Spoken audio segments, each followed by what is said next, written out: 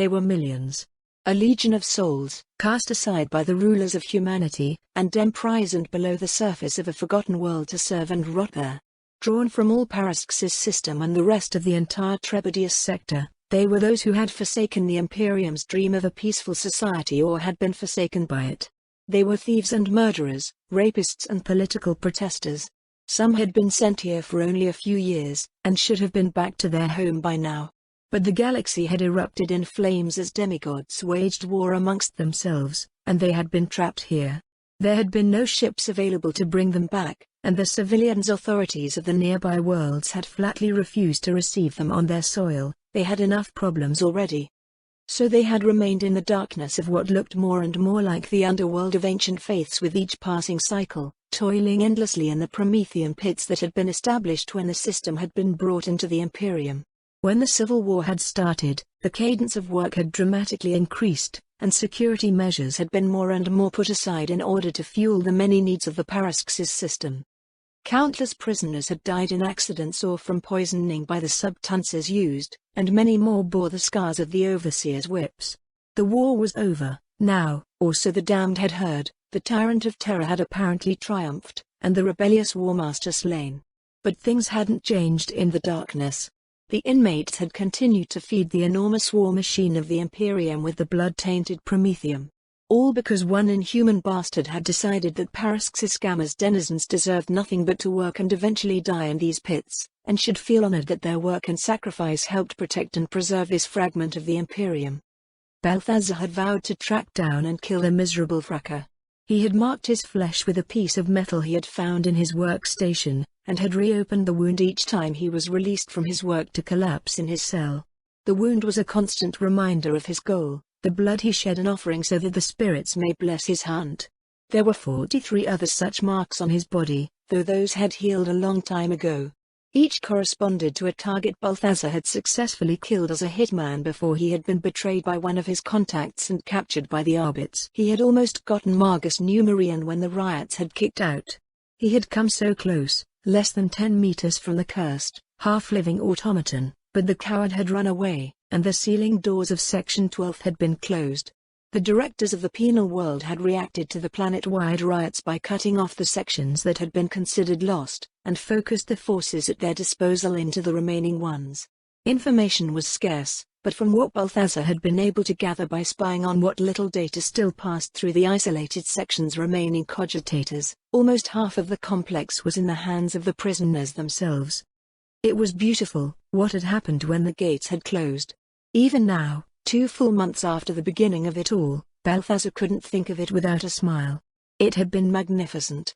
The true face of humanity, the one Balthazar had always known, was here, hidden just beneath the thin veneer of civilization, had shattered like glass. Blood had flown in rivers, and many had given their lives in the utter chaos of the first fortnight. It had started like any other cycle in the depths of Parask's. Balthazar and the rest had been woken up by the sirens that heralded the end of the work for half the workforce and the start of it for the rest. He had gotten up in his individual cell, a small luxury that he owed to the unfortunate deaths of his 5 previous cellmates, and eaten the tasteless gruel that had been poured through the feeding tube in one corner of his small personal space. Then the door had opened, and he had been tossed out by the overseers, their armor and long, electrified whips quelling any thought of escape before his reflexes could force him into action. He had gone to his workstation, hauling burning promethium from the pits, taking a barrel of the stuff from the prisoner before him and handing it over to the one behind. It was tedious work, it was horrible work. But the pit had been recently dug, and with the restrictions of material, the prison's directors didn't have the means, nor the will, to install the automated chains that would make the whole process so much safer. Instead, a pump down the pit drained it from its precious content, and dumped it into barrels that had been descended by the thousands when the pit had been dug. Every day, prisoners fell and burned to death in the promethium, but what did it matter to the overseers, when literally millions more could be called upon? Hours had passed. One barrel. One more. Another. It was so woefully inefficient that Balthazar had difficulty believing an actual priest of Mars had invented the system. Weren't the cogboys supposed to revere practicality and efficiency above all else? Breathing was hard, the toxic fumes that rose from the deep only barely filtered by the masks of tissue they had been issued. He could feel tears in his eyes, and his lungs struggling to expel the foreign elements.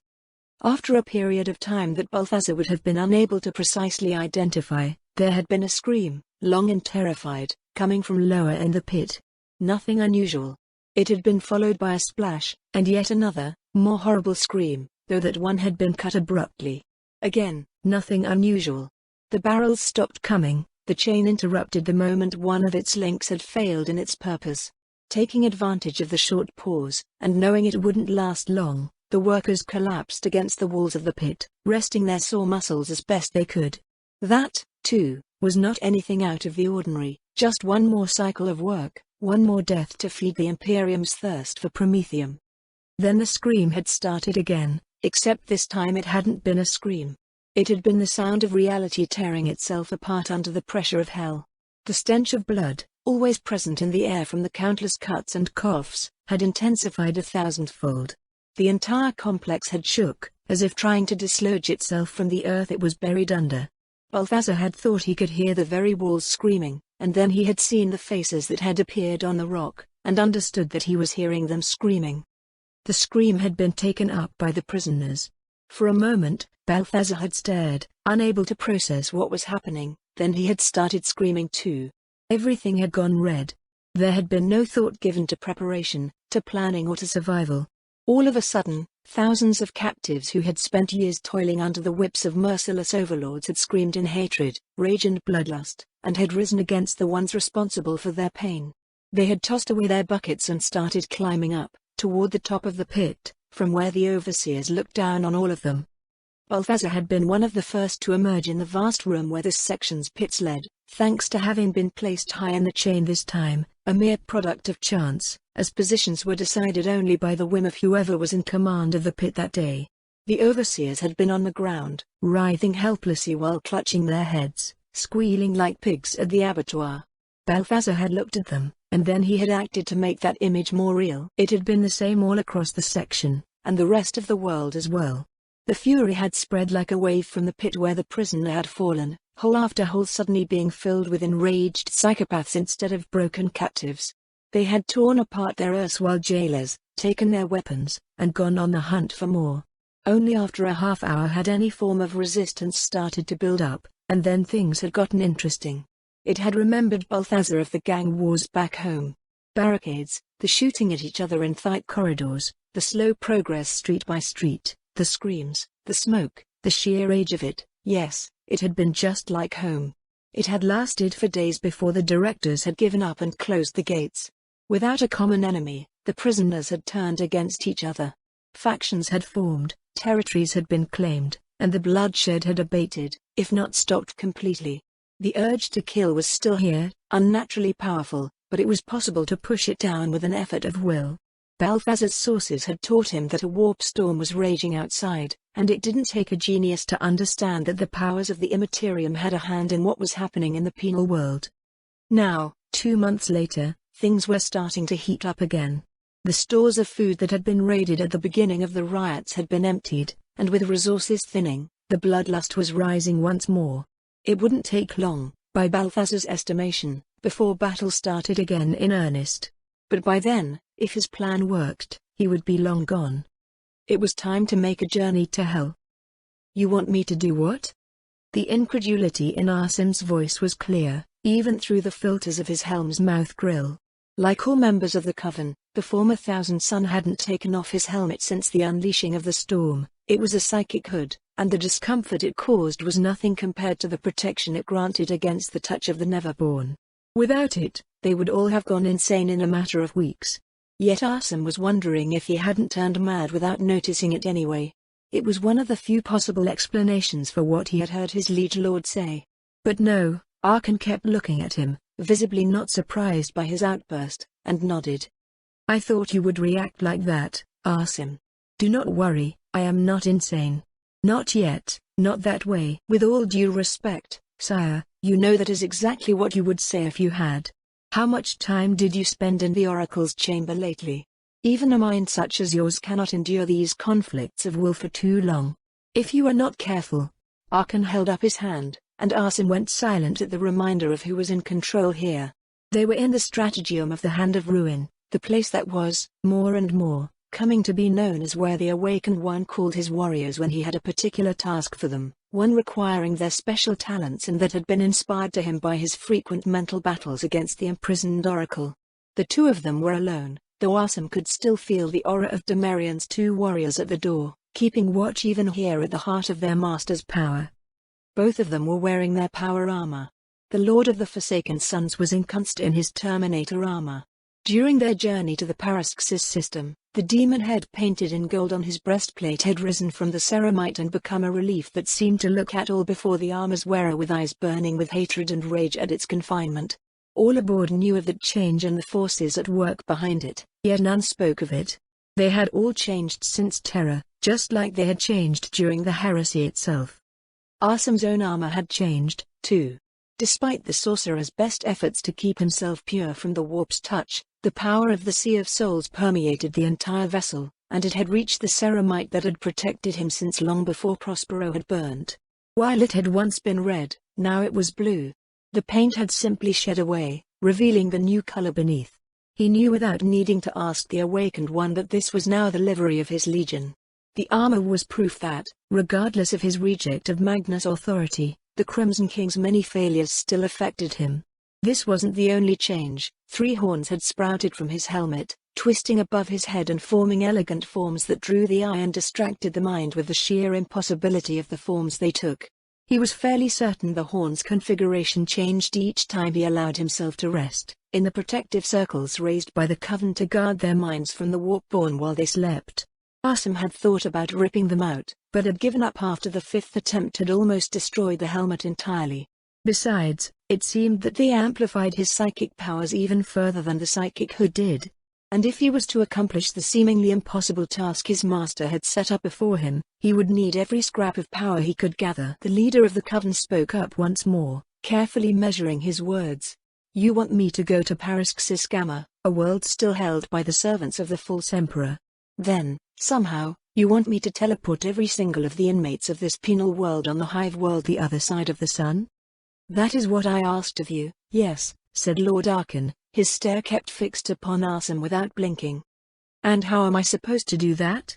My lord, you probably know more about the arcane than any non-psyker in the galaxy. You know the quantity of power such a feat would require, and I am nowhere near powerful enough." "I know that, of course. But I saw that you could do it. Surely you can understand the tactical value of such a move." Arsum paused.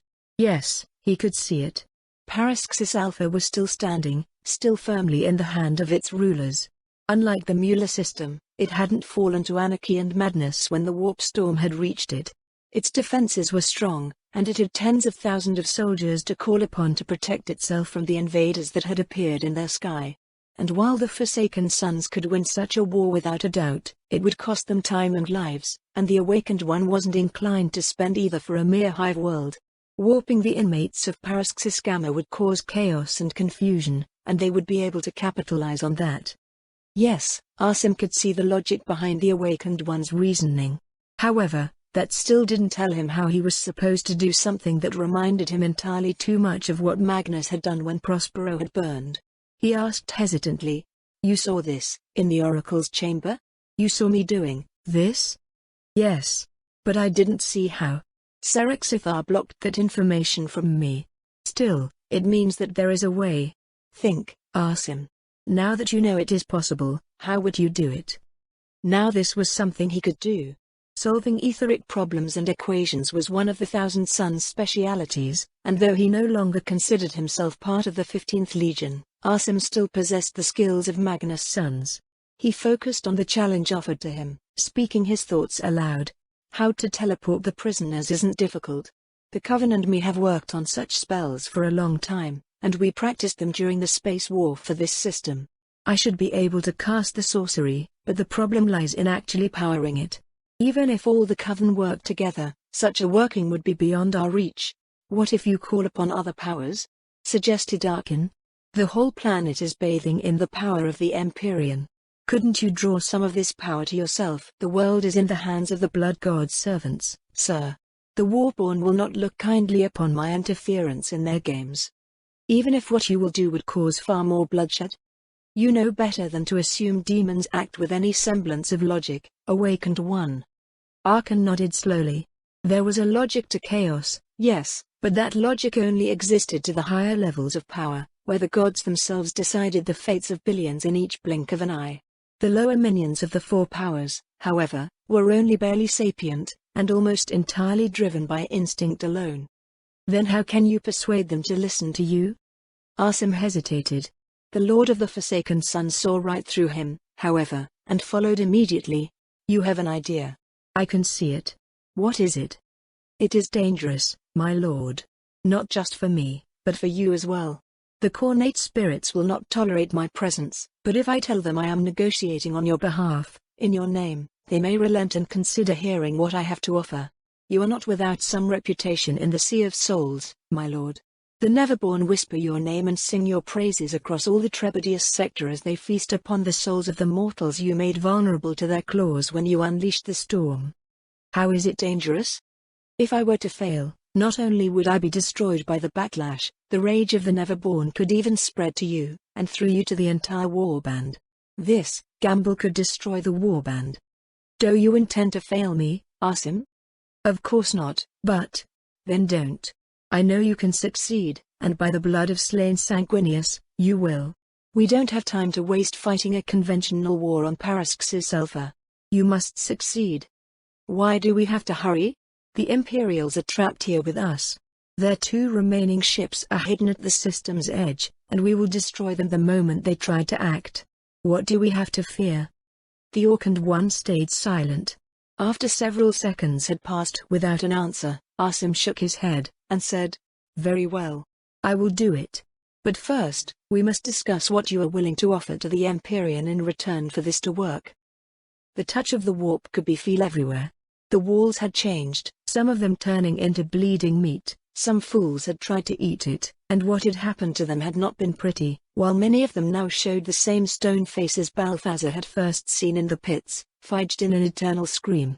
Deep down the pits themselves, it was no longer Prometheum that flowed, but a thick, red liquid that smelled entirely too much like blood yet still burned just as well as it had prior to its transformation.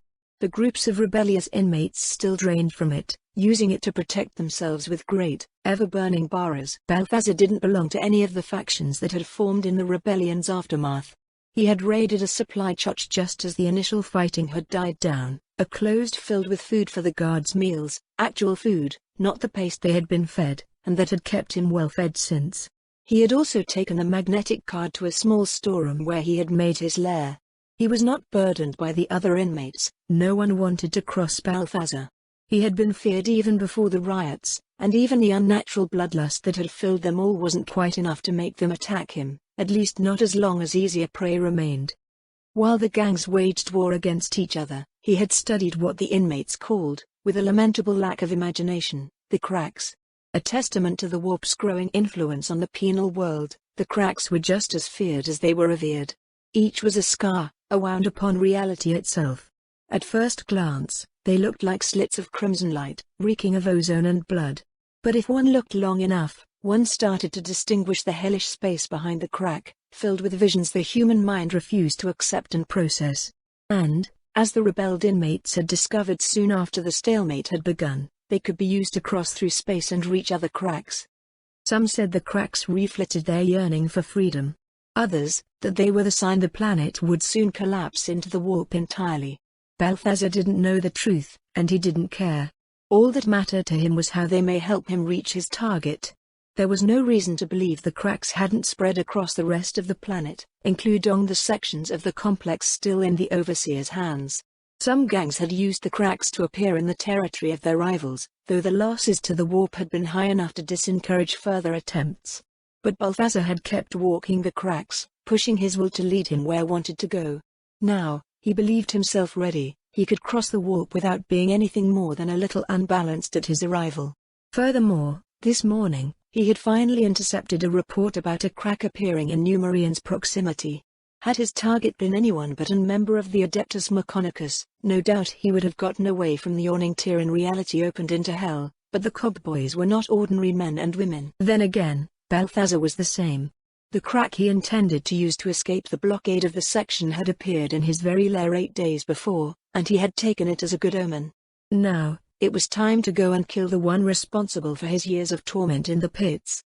With the skull of a guard he had killed held up in one hand, he had noticed that, for some reason, the item made traveling through the cracks easier, and the dead man's weapon in the other. Balthazar crossed the threshold and entered the warp.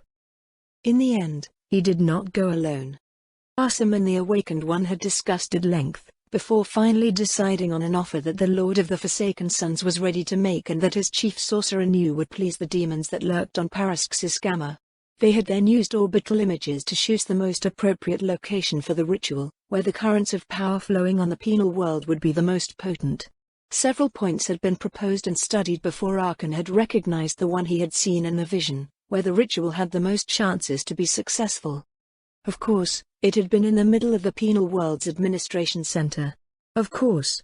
If there was one thing all members of the Coven agreed upon, it was that the dark gods who ruled over the Sea of Souls had a pervert sense of irony, and enjoyed it almost as much as they enjoyed the suffering of mortals. Arsum didn't know how long his work would take him, but he would be entirely defenseless during the process.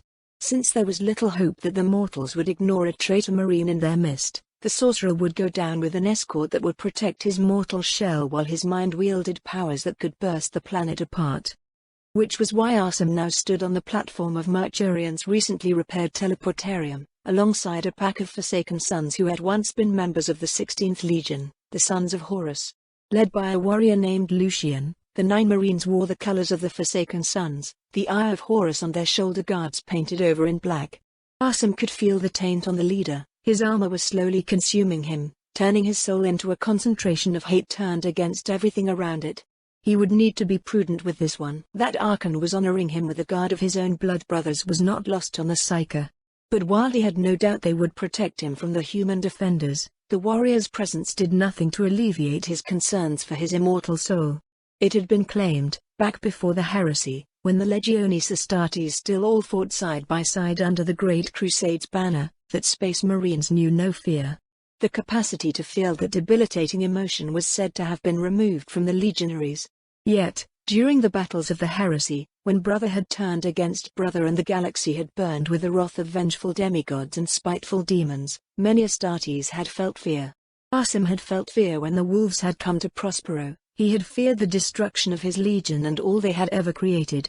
Then, on the planet of sorcerers, he had feared the devolution of his body, feared that the flesh change would turn him into another mindless mutant or a monster with its mind as twisted as its body, just like so many of his brothers. Now, he feared for his soul. He was about to open his soul to spirits of the immaterium which abhorred the use of the higher powers, and he would have to beseech them for assistance.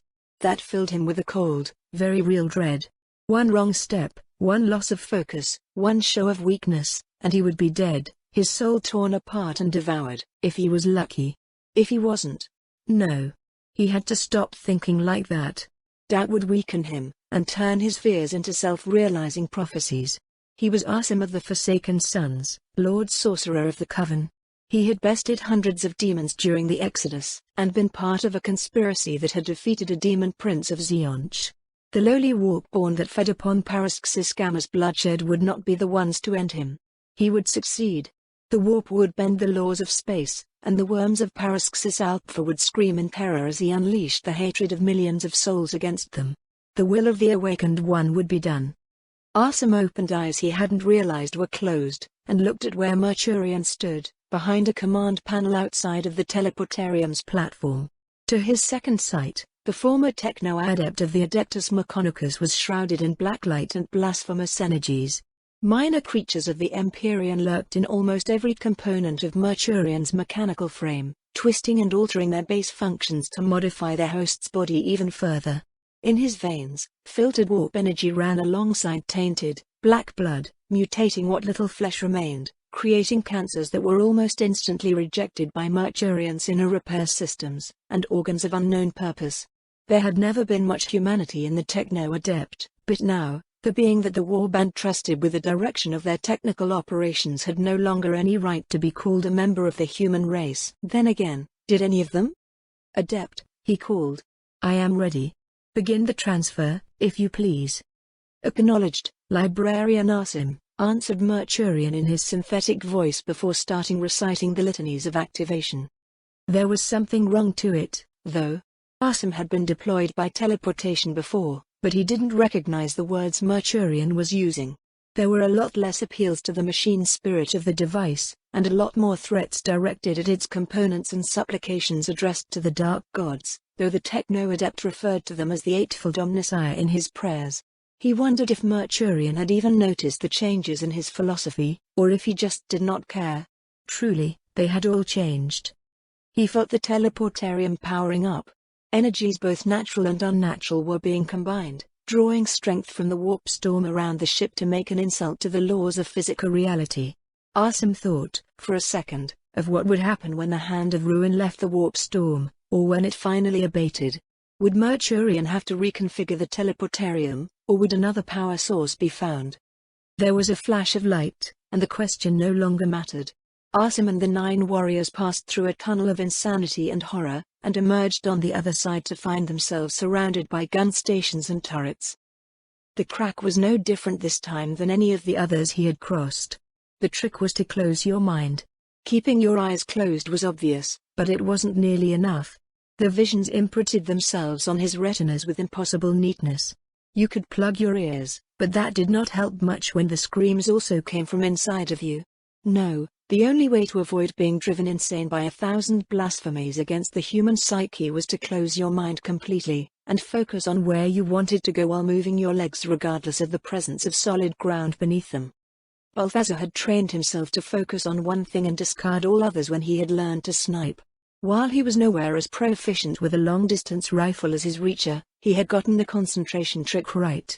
He marched through the madness in utter blackness, a spot of terrifying stillness amidst the sea of souls. That made for a rather boring and exhausting mode of travel, but the hitman would rather be bored and sane than entertained and frothing from the mouth. He had seen what the cracks had done to others, and had no wish to share that fate. Their rage consumed them from within, stripping away their intellect and turning them into ravening beasts. Something chimed in his mind, and he knew he had arrived. His eyes snapped open as his mind unclenched and his hand lifted his gun. There was a man standing before him, staring at him with an open mouth, unable to accept what he was seeing. Before the guard could move for his weapon, Balthazar shot him in the head. Only then did he look around him. He was in his target's private quarters, as he had intended. The room did not look like a living space at all. There were half-built devices set on workbenches all around, and tools suspended from the ceiling, where a tech priest's mechadendrites may seize them at a moment's notice. The air reeked of oil and machinery, and Balthazar noticed with a certain disquiet that he missed the smell of bloody promethium. Apart from the man he had just killed, the room only had one another occupant, who was turning from his work to face him. "Greetings, Adept," snarled Balthazar, a leer forming on his bloodied face. "And farewell." He hadn't expected this. Which, in hindsight, was a really embarrassing failing of his part. Only the fact that the awakened one hadn't mentioned it either diminished his shame to bearable levels. The legionaries that escorted him deployed instantly, opening fire on the human defenders while Asim stood motionless, still berating himself for his foolishness, more irritated as his mistake than by the fire directed at him. Of course the humans would have set up a trap here. The whole planet had been in the claws of the warp for weeks, and this was a nexus of psychic currents. After the first time a demon had used it to manifest, the guards had obviously set up a trap for the next one. Still, they were no match for a pack of Forsaken Sons, especially one accompanied by a sorcerer of Asim's power. With but a thought, he projected a wave of kinetic energy that passed through his comrades harmlessly but sent the guns and those manning them flying in the air. They crushed against the walls in wet crunks of meat and bone. Impressed with the casual display of power, the former sons of Horus nodded at the sorcerer. "You know what to do, Lucian," he told the former sergeant. "Aye. May the powers be with you, sorcerer." "I certainly hope they are," answered Asim, and he opened his mind to the warp.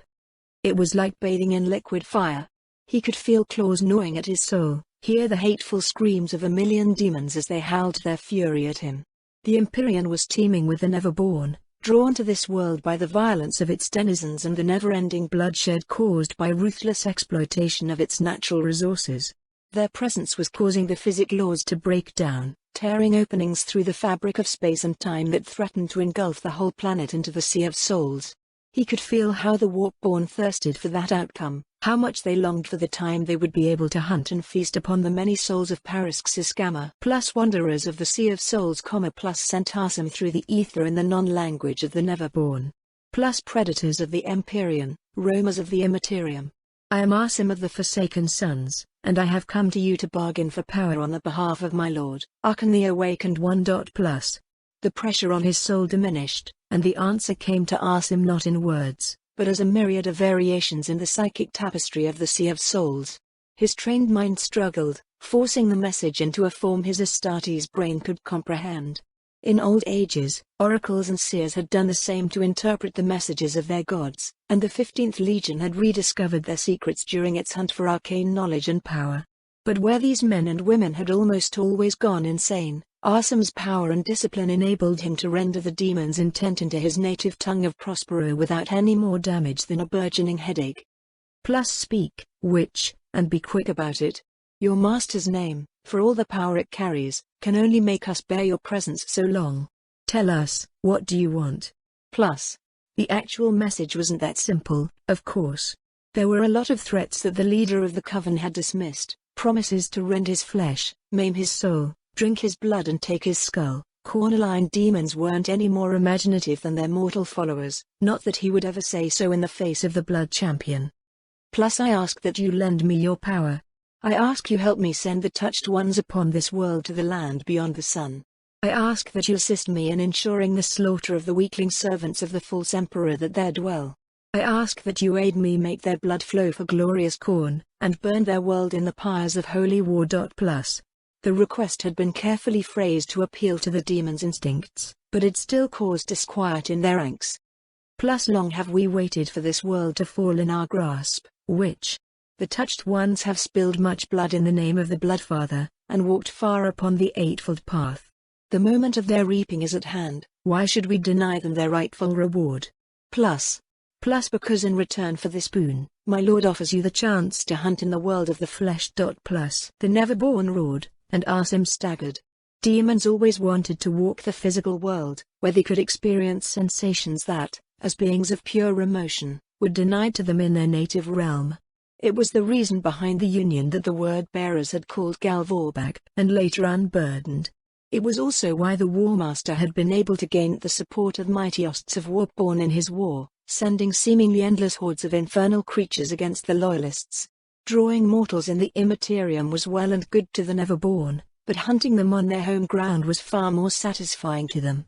When the tumult eased and a message was sent once more, its tone was a lot more cautious and eager at the same time. Plus how?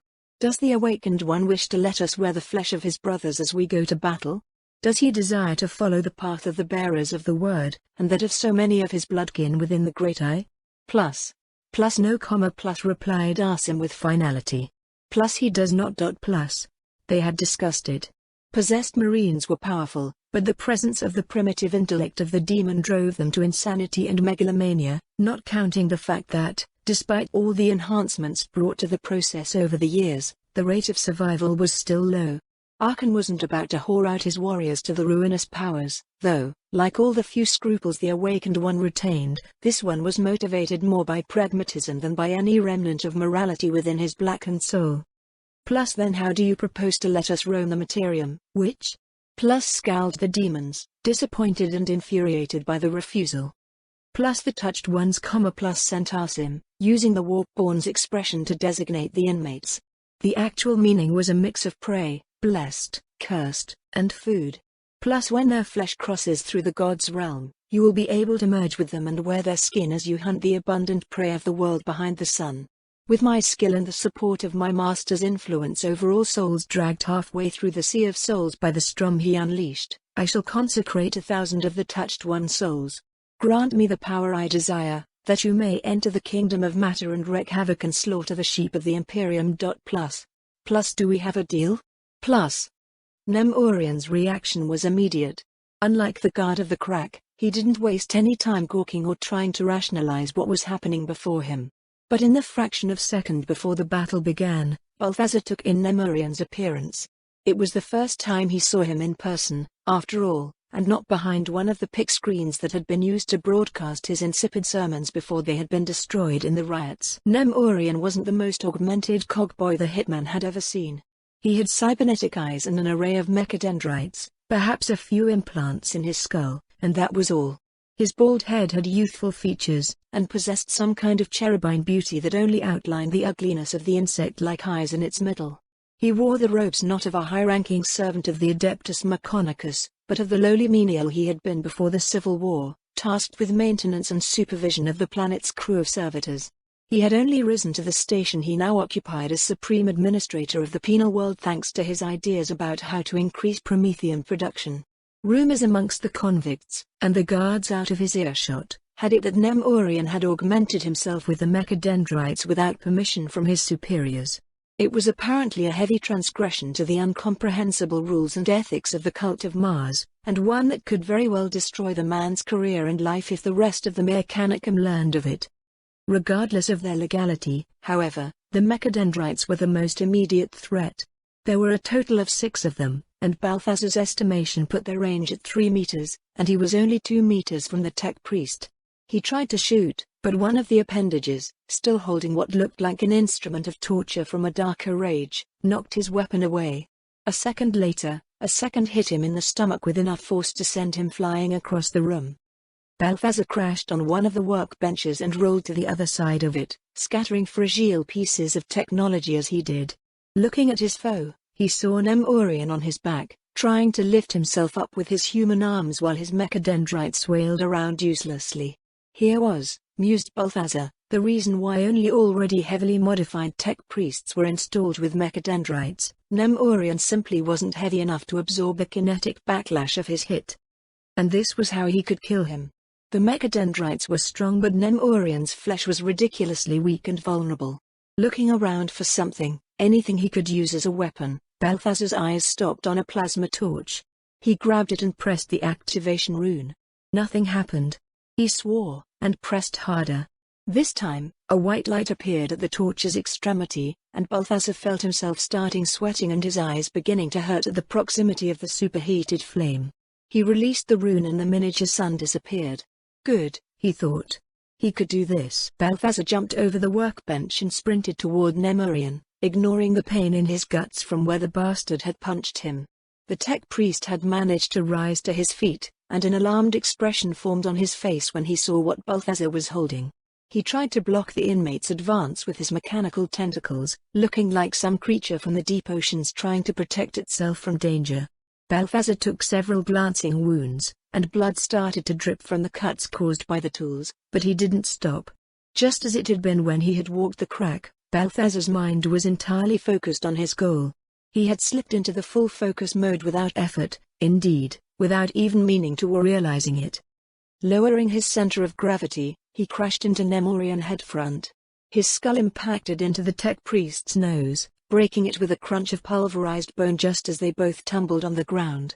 With a groan of outraged pain, Nem-Orion moved his mechadendrites, rage fueling him. He was going to rip this miserable lowlife apart. His movement stopped. His brain was suddenly overwhelmed with an agony beyond all measure. Balthazar had pushed his fusion torch against the tech priest's ribcage and activated it. The tool was burning its way through flesh and melting bone. Due to their metallic nature, the mechadendrites channeled the extreme heat, and their systems died instantly. Despite the burns he was suffering from being so close to the torch with no other protection than a few layers of rapidly consuming biological tissue, Balthazar didn't move. He watched the death of tech priest Nem-Orion with morbid fascination, hands still clung to the weapon and still pressing the rune. He was still watching, though his quarry had finally died a few seconds before, when the crack behind him exploded and engulfed him in a blood-colored light. Before, he had been bathing in fire. Now, he was the fire. Power unlike anything he had ever known flowed through him. A million demons were lending him their power, all for the 1 in 100 chances that they may seize one of the consecrated souls during the transfer. The pain was beyond imagining, and yet, it was glorious. Such power, he felt as if he could accomplish anything. For an insane moment, he felt the temptation to using this power to cast himself back in time and prevent the death of Prospero and Magnus Mistakes. But the temptation died quickly. The past was the past, and only fools tried to change it. He had to think of the future, for only in the future could vengeance be exacted upon those who had betrayed the legions. And for the people of Paraxis Alpha, the future held only pain, fear, and sorrow. Their blood would be spilled by frenzied criminals and a legion of possessed, and it would make the Forsaken Sons more favored in the eyes of Khorne. Once, Arsum would have been horrified by this prospect. He would have fought and died to prevent it, to protect the humans and stop other Astartes from offering sacrifices to the Lords of the Warp. But that had been before Prospero. Before the Imperium had proved that it did not care for those who fought, bled and died for it. The Thousand Sons had brought countless worlds into the Imperial fold during the Great Crusade with their psychic powers, only to be cast down by the Edict of Nicaea, and then by the coming of the Wolves. Yes, the whole thing had been manipulated by the powers of the Warp. But in the end, did that really count as a deception? The Emperor had not been manipulated at Nicaea. He hadn't been manipulated when he had sent the 6th Legion to punish the 15th. The Imperium had rejected the Thousand Sons, burned their world, and reduced all of their achievements to dust. And for that, its people would suffer and die until the day the false Emperor was finally cast down, the Golden Throne and the kingdom the legions had built was finally destroyed. Arsum's hatred and fury was stoked by the power he was channeling, and the sorcerer knew that. But he didn't care. Too long had he lingered, lamented what had been lost. Now, for the first time since he had run to the Hand of Ruin after the fall of Horus, he felt filled with purpose, with clarity. What he had believed had been a new beginning when Archon had shown the Forsaken Sons the path to vengeance paled in comparison to what the revelation he was experiencing now, wielding the power of a god. This, he thought as he directed the energies of the Neverborn. This is power. This is revenge. This is what I will do to all of them, those who betrayed the dream of my legion and cast us into the dark. They will all suffer, they will all die, and their souls will be tortured by demons for all eternity.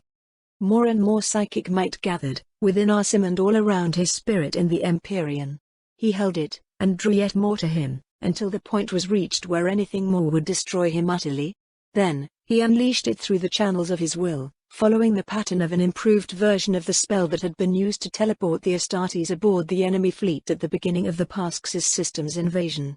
The planet screamed as apocalyptic powers coursed through its surface and depths. Arsum could feel every soul on the planet. He had known there were many prisoners. For all its vaunted prosperity and righteousness, the Imperium sure bred its lot of discontents and criminals, but he hadn't expected them to be this numerous. There were tens of millions of inmates scattered through the hive-like complex, far more than it had been built to accommodate. It took the sorcerer a moment to understand why, beneath the maddened bloodlust, he could detect the familiar sensation of rebellion. This world had been used as a dumping ground for those who had sided with Horus or tried to claim independence during the Great Heresy. Real criminals formed the core of the penal world's population, but the overwhelming majority of it was composed of those the Imperium called traitors. The irony of the situation was not lost to Arsum. To the people of Paraxis Alpha, it would seem the renegade Astartes had freed the rebels out of some sort of kinship and treachery, while the truth was that they simply did not care what the inmates were in for. Their use in the Long War was the only thing Archon, and by extension, all of the Forsaken Sons, cared about. Those who survived Paraxis Alpha would probably be rounded up and welcomed aboard the Hand of Ruin and the other ships so that they may spend their lives on another battlefield. Arsum refocused on the matter at hand. The transfer was ongoing, and the spell didn't need his supervision anymore. Once unleashed, there was little to be done except shielding himself and his escorts from its effects. It was time to offer payment for the Warp's blessings. The former Thousand Son hardened his heart, and he prepared to sentence 1,000 souls to damnation of the worst kind there was this side of the veil. It wasn't easy. Arsum had studied the writings of Lorga with his brothers of the 17th, a delightful heresy that would have set their former superiors screaming, and learned much about the union of the human and the divine, but he had never accomplished the ritual himself, let alone on such a scale. Still, what he had told the demons was true. There was power in Archon's name.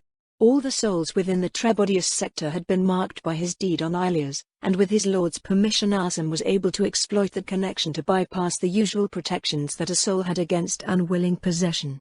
He was aided by the fact that not only were they all within a warp storm, the souls he was consecrating had been heavily touched by the dark gods and their servants. One by one, in an eternity outside of time, Arsim-bound never-born to human soul, allowing 10 times 100 signs of the Empyrean to walk the materium. I lie down amidst dozens of corpses, on a battlefield that was once the marketplace of the habitation block. I cannot move, and there is blood on the rubble beneath me. I am responsible for some of the carnage that surrounds me. It was I who killed 6 of the men before I fell. I wonder if this is the end of me. It seems like it would be fitting, somehow. I came into existence some 30 years ago, on this very world, back when the galaxy was burning in the flames of war. My first memory is one of death. Death at the hands of one's own kind, the man who was holding me, laying on the ground, his chest torn open and his blood covering me. I think, sometimes, that this moment shaped my entire existence into what I am today. I have killed traitors who had sided with Horus Lupercal, common thugs who sought to profit from the confusion, and crazy divers driven to fury by the storm above. But those are not the ones I have killed today. Today I have killed 5 members of the Arbits. Defenders of the law, protectors of the people. Why did they have to die? As I lie on the ground, soaked in blood, I realize I do not know. Suddenly, there is a flash of light in the skies. That is nothing new, the skies have raged ever since the storm's arrival. The light is the color of blood, again, nothing new. But then the light descends upon the world. It falls from the heavens, making the light of the evening sun pale in comparison. As it comes down, it separates in millions of lightning bolts. Some of them aim at this side of the planet, while others arch to reach the other face. One of them strikes amidst the dead. The ground erupts at the impact, corpses are sent flying. The smell of blood and ozone fills the air. Through the smoke of the crater, a human emerges. His face is pale and drenched in blood, just like the torn fatigues he wears. A skull hangs from his hip, half bone and half metal. His eyes are wide open and bloodshot, yet a smile forms on his lips when he sees me. He walks toward me and lifts me from the dead hands of the man who claimed in a similar fashion. With expert hands, he checks my ammunition counted and smiles a bit wider when he sees my clip is full. My last owner died from his wounds just after reloading me. "Well, aren't you a beauty?" he says while softly stroking me. "My name is Balthazar, by the way. Nice to meet you." I wish I could answer. I wish I could present myself. I wish I could tell my new owner that I am a high-capacity laser rifle of Maxim pattern, assembled in the usines of Hive Meltean. But I cannot. So I stay silent as Balthazar starts walking through the ruins. Now, he says to himself, or perhaps to me. Whatever just happened, he turns, to take a last look at the devastation caused by his arrival, before turning back while shaking his head. It doesn't matter now, does it? I am free, I have a weapon, let's find something to kill, shall we? I wonder how this one will last.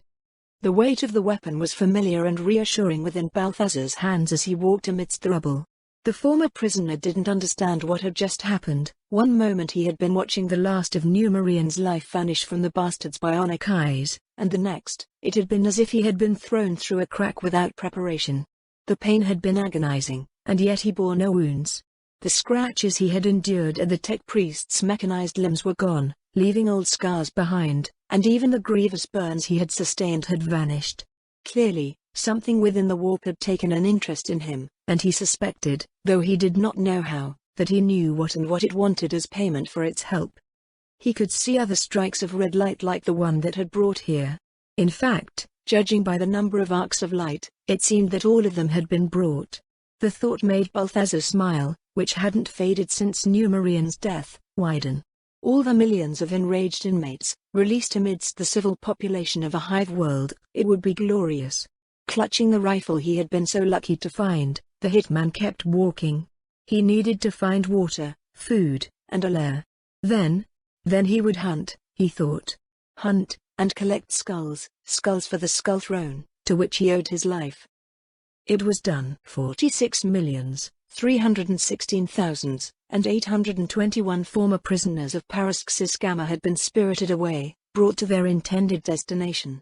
Of those, exactly 1,000 now harbored a demon within themselves, their life expectancy drastically reduced by the unholy union they had been forced into.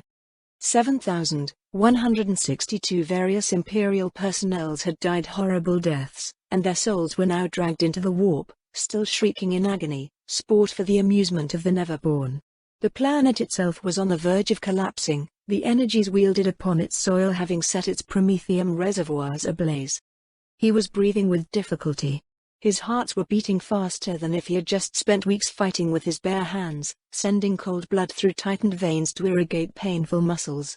His whole body was trembling, and his head felt as if he had been shot in the face at point blank with a bolter and denied the peace of death. And yet, the only thought to cross Asim's mind as he laid down, his brothers carrying him to the transport that had just descended upon the now defenseless world, was that it had been magnificent. He had, for a moment, stood at the heights of gods, and shaped the destiny of billions with his every effort of will. He already missed the feeling of omnipotence he had experienced, and knew he would start planning ways to reach it again as soon as he could think without his brain being on fire. The last thing Asim heard before succumbing to unconsciousness was laughter that was not his own, coming from within his throbbing skull. Plus 15 minutes before the Forsaken Sun's planet fall on Paraxis Alpha Plus. A lifetime of paperwork, bootlicking and conspiracy in the service of a dark and forbidden god had left him ill-prepared to this. Yet here he was, running for his life across the derelict remnants of broken and empty buildings, pursued by someone far more apt at this game of chase. He knew, on some level, that running was futile, that escape was impossible. But he was a worshipper of Zeonch, the god of hope and change, and every second he bought was one more during which a miracle of some sort could occur, so he kept running. Scribe Primaris Ptolemaeus Darren, esteemed member of the Adeptus Administrators, and murderer, traitor and heretic, was still running 3 minutes later, when an armored hand caught him by the throat and lifted him a whole meter above the ground. Terrified, Ptolemaeus looked into the eyes of the one being that had been able to track his treacherous activities back to him, and was now going to kill him for them. A pair of red lenses stared back at him. A towering giant in green armor was holding the scribe aloft, making the already small man looking positively tiny. Scales were painted on his ceramite armor, and the image of a multi-headed reptile was inscribed on his shoulder pauldron with exquisite detail. A dirty cloak hung from the warrior's shoulders, broad enough to cover the entire giant if needed. Ptolemaeus could feel, with the gift he had received from his god, that there was some power weaved into the cloak, probably as a mean to hide its wearer's colossal frame.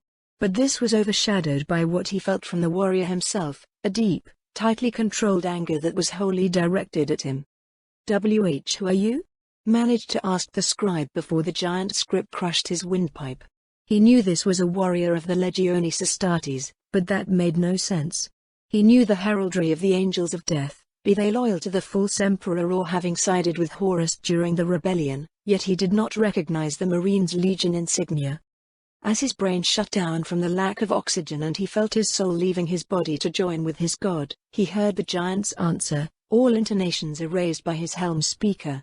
"I am Alpharius." Plus 2 months before the Forsaken Sun's planet fall on Paraxis Alpha Plus. There was a majesty to the Governor Palace that was unequaled by any other building on the planet.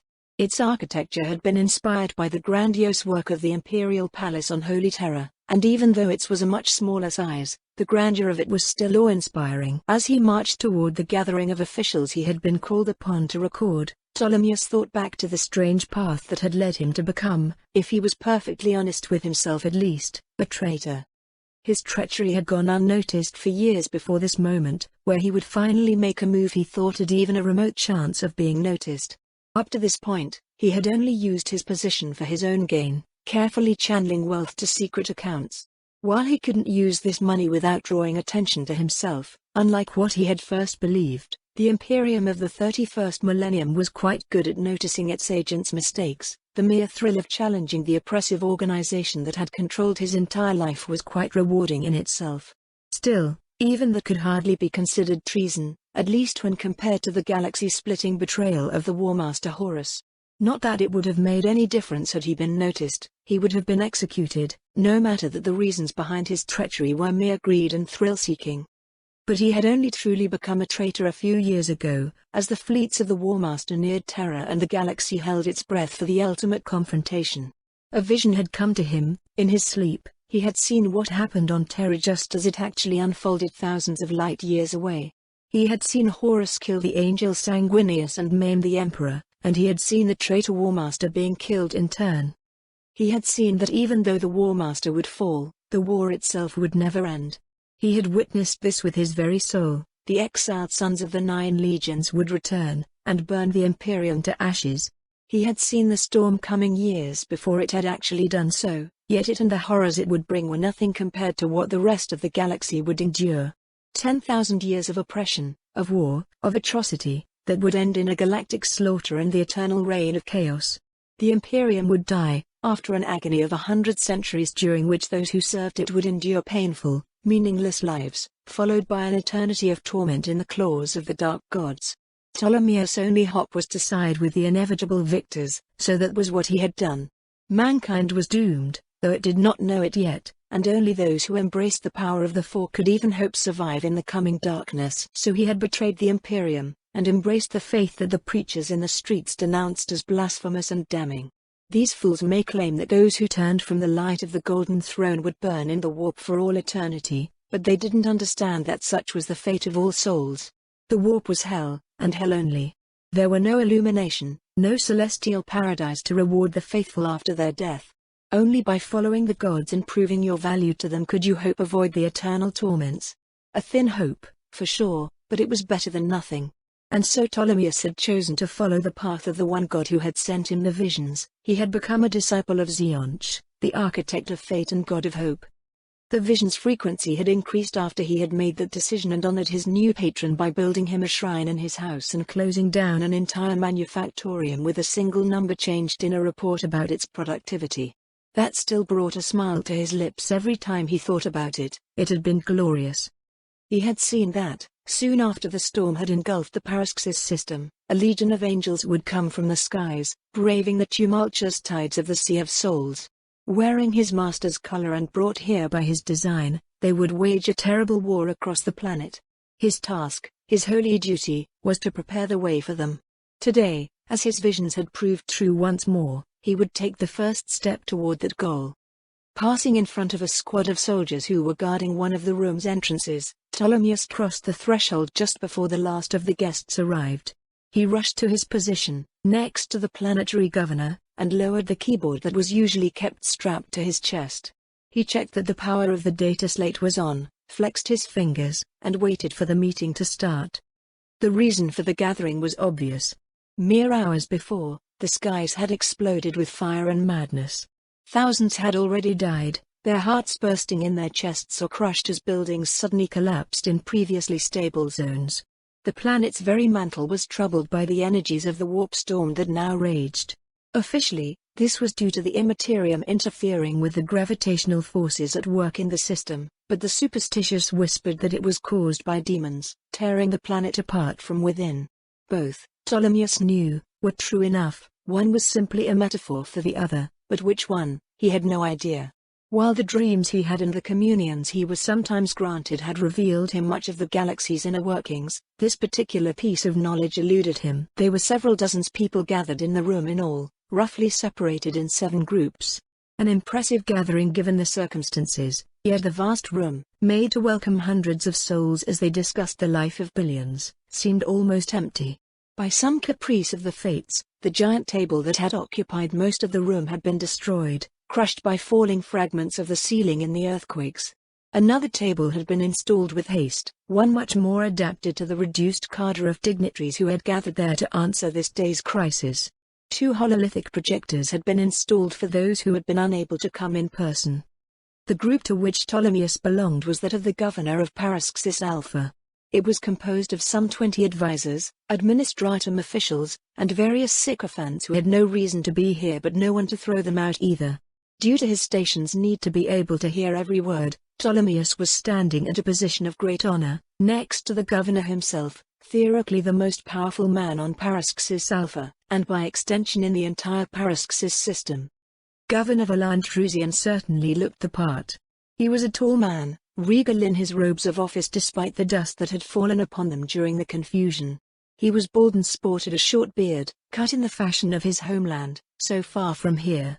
Valantre had been born on Terra, to one of the ancient ruling lines that had willingly joined the Emperor during the Unification Wars. As a colonel of the Imperial Army, he had been part of the expeditionary fleet that had reclaimed Paraxis from Xeno's hands. For his exemplary service, He had been rewarded with governorship of the planet he had helped to free, and rejuvenating treatments had kept him in his prime ever since, a fact that his heirs had long since begun to mourn when they thought no one was listening. Valanche was a master politician, and had eased the integration of the system into the Imperium's great machine. But he had no experience in dealing with such a crisis. Even his time in the army had been mostly him following flawlessly the expedition's command's orders, and, to Ptolemaeus' keen eyes, his discomfort and fear were plain. Admiral Oswald von Liebestadt wasn't here, but a flickering hololith transmitted his words and occasionally his image from the bridge of his ship in orbit. The Maleficence's reward and the rest of the fleet had been hit by the storm just as badly as the planets, but they were the most used to dealing with the matters of the warp. There was no one at his projector's side. All members of the Navy in the system were needed to man the fleet. To the left of the old man's image stood the Director Nemurian, ruler of Paraxis Gamma's carceral population and provider of Promethium for the system's 2 worlds and orbital craft. He had come in person, leaving the control of his dominion in the hands of his subordinates while he took a transport to the capital world. A group of servitors teamed behind him, while 2 troopers in recently cleaned uniforms stood at his side, nervously watching the august assembly. Looking at the adept of their order who ruled the world despite his youth and hierarchical insignificance, the representatives of the Adeptus Mechanicus did not appear to be led by any leader. 6 hooded figures stood, neglecting the chairs offered to them, speaking to each other in blurts of binary and transmitting everything they saw and heard to the contingent of the cult of Mars aboard the space docks and orbital platforms of Paraxis Beta. At their side was the Supreme Commander of Paraxis Beta. The title wasn't one officially known in the Imperial Army, but certain Praetorians had fought and led against marauders, Xenos raiders and even a few traitors Astartes during the heresy. He had protected the Paraxis system from the depredations of the heresy's wake, and had reforged the fragmented forces left in the system into a true army. In that light, few were willing to dispute or challenge the nickname his men have given him, being recognized as his actual rank. Sartan ruled the garrison world with an iron grip, making it an even more unbreakable stronghold than before. He had already been on the Hive world when the storm had arrived, and was listening to a report from one of his aides with a grim expression. Apparently, the situation on Paraxis Beta was little better than on the capital world. Colonel Kozarliko was the last of the men of war present at the table. He was the leader of both the Planetary Defense Forces and the Arbit's personnel on Paraxis Alpha, the offices having been fused at some point during the heresy and not yet rescinded, thanks to the Administratum's inertia. As such, he was responsible for the planet's order and rule of law. Liko was surrounded by subordinates who were constantly telling him the latest updates of the Hive world situation, and from what Ptolemaeus could hear, the story they told was grim indeed. Last to enter, but certainly not least influential of those present, was the Cardinal Acarus Dranos, spiritual leader of the so-called ecclesiarchy of the God Emperor on Paraxis. Born in the aftermath of the Horus heresy, the ecclesiarchy was still an informal organization, but the belief in the Emperor's divinity, still so fiercely outlawed not so long ago on his own command, was well on its way to becoming the Imperium's official religion. Acarus had been a mere worker of the Hive world's factories until the day he had started preaching the word of the Lectitio Divinatus. In the dark times of the heresy, his message had quickly taken roots, and hundreds of millions of souls now prayed to the Lord of mankind and listened to the speeches of Acarus and his disciples. That had made him de facto one of the planet's leaders, and his growing hierarchy of priests and monks was spreading all over the world and beyond. The discussion was about to start. It was time to begin his record, with the date and the names of those present. Ptolemaeus' hands moved by reflex, typing every word faster than an unaugmented human should reasonably be able to. Servitors were sometimes used for these duties, but they lacked the ability to translate the inevitable outbursts caused by such gatherings into more polite phrasing. Thus, human scribes were still used every time 2 members of different imperial organizations officially met. And rarely before had Ptolemaeus witnessed such an important meeting. When the talking began, the speakers were, thankfully, able to show enough calm to dispense with speaking at the same time, but the urgency of the situation nonetheless made their voices go faster than they should have had they been perfectly calm. Still, Ptolemaeus was a scribe primaris, and this was nothing to him. He was even able to follow the actual discussion while recording it. The first to speak was the governor. He asked for everyone's attention, and thanked all those present for coming. Then he suggested that they began by each of them telling the others what he knew about the situation. After that, they would start to plan their answer to the crisis. He started himself, looking at the notes pushed toward him by the Administratum's adepts. Here is what we know. 4.7 hours ago, the Paraxis system was engulfed into a spatial anomaly known as a warp storm. While we have little information about that kind of phenomena, given that, he frowned at what he was reading, before coughing slightly and resuming, well, given that most human worlds falling to such things are entirely devoid of life by the time they return into real space. But so far, the most obvious effects are making both warp travel and astropathic communication impossible, and a bleeding of the immaterium into our own dimension. Though the full consequences of the latter cannot possibly be predicted, it is safe to assume it is the cause for the recent earthquakes in Paraxis Alpha, as well as the death of most of our astropathic choirs. Colonel, do you have any more information about the situation on the capital world? Several riots have already started in this hive alone, answered Liko. There are reports from the other hives that the same is happening there, but the Vox is being jammed by the storm. In truth, I have no idea of what is happening in the other cities. I have arranged for some of my aides to travel there themselves and assert the situation before reporting back to me, but it will be a few hours at best before the first of them comes back. As for the situation here, the riots appear to be mostly caused by panic, and the Arbits are making short work of stopping them. However, a few of the people involved appear to be influenced somehow. With these last words, the colonel looked at Acarus, and the cardinal followed immediately. My priests and I have looked into that matter. While some of the riots are genuinely caused by frightened souls who do not know how to react to the present situation, some of them are being deliberately instigated.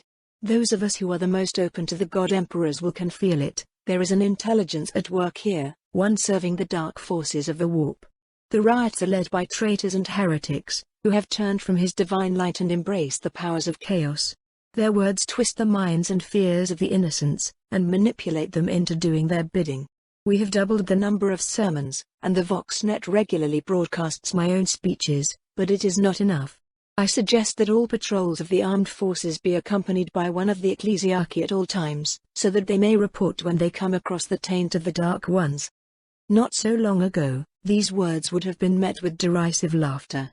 Now, however, after what they had faced during the heresy, the lords of Paraxis knew better than to dismiss what was quite simply sorcery and demonic worshipping out of hand. There had been much discussion, when the first news had arrived, of why exactly Horus Lupercal had turned from the Emperor. What could motivate a man, let alone a Primarch, to betray everything he had ever stood for? What could possibly bring him to murder his own sons and brothers? They had spent months, years trying to figure out the answer, and when they had found it, they had immediately wished they had not. Chaos. It had firmly placed its roots into the Warmaster and his cohorts, and turned them into the pawns with which it would wage war against the Emperor. And if they could turn even one such as Horus, how easy was it for the Dark Gods to turn mere mortals to their side? Ptolemaeus knew all too well that the temptations of chaos were not so easily resisted, especially when what it offered, survival, was so deeply ingrained into mankind's very genetic code. Despite all his vaunted sanctity, however, Acarus was unable to detect Ptolemaeus' betrayal even as they stood in the same room.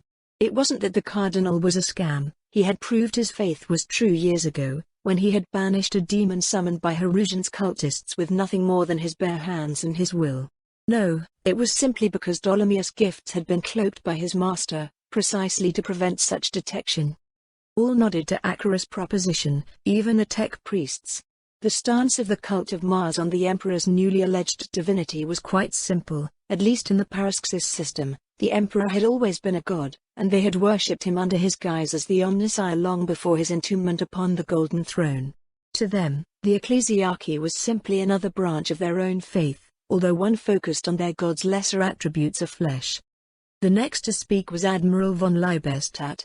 He gave a list of the ships and transports under his command, and of how they could be used to arrange inter-system exchanges now that they were cut off the rest of the sector.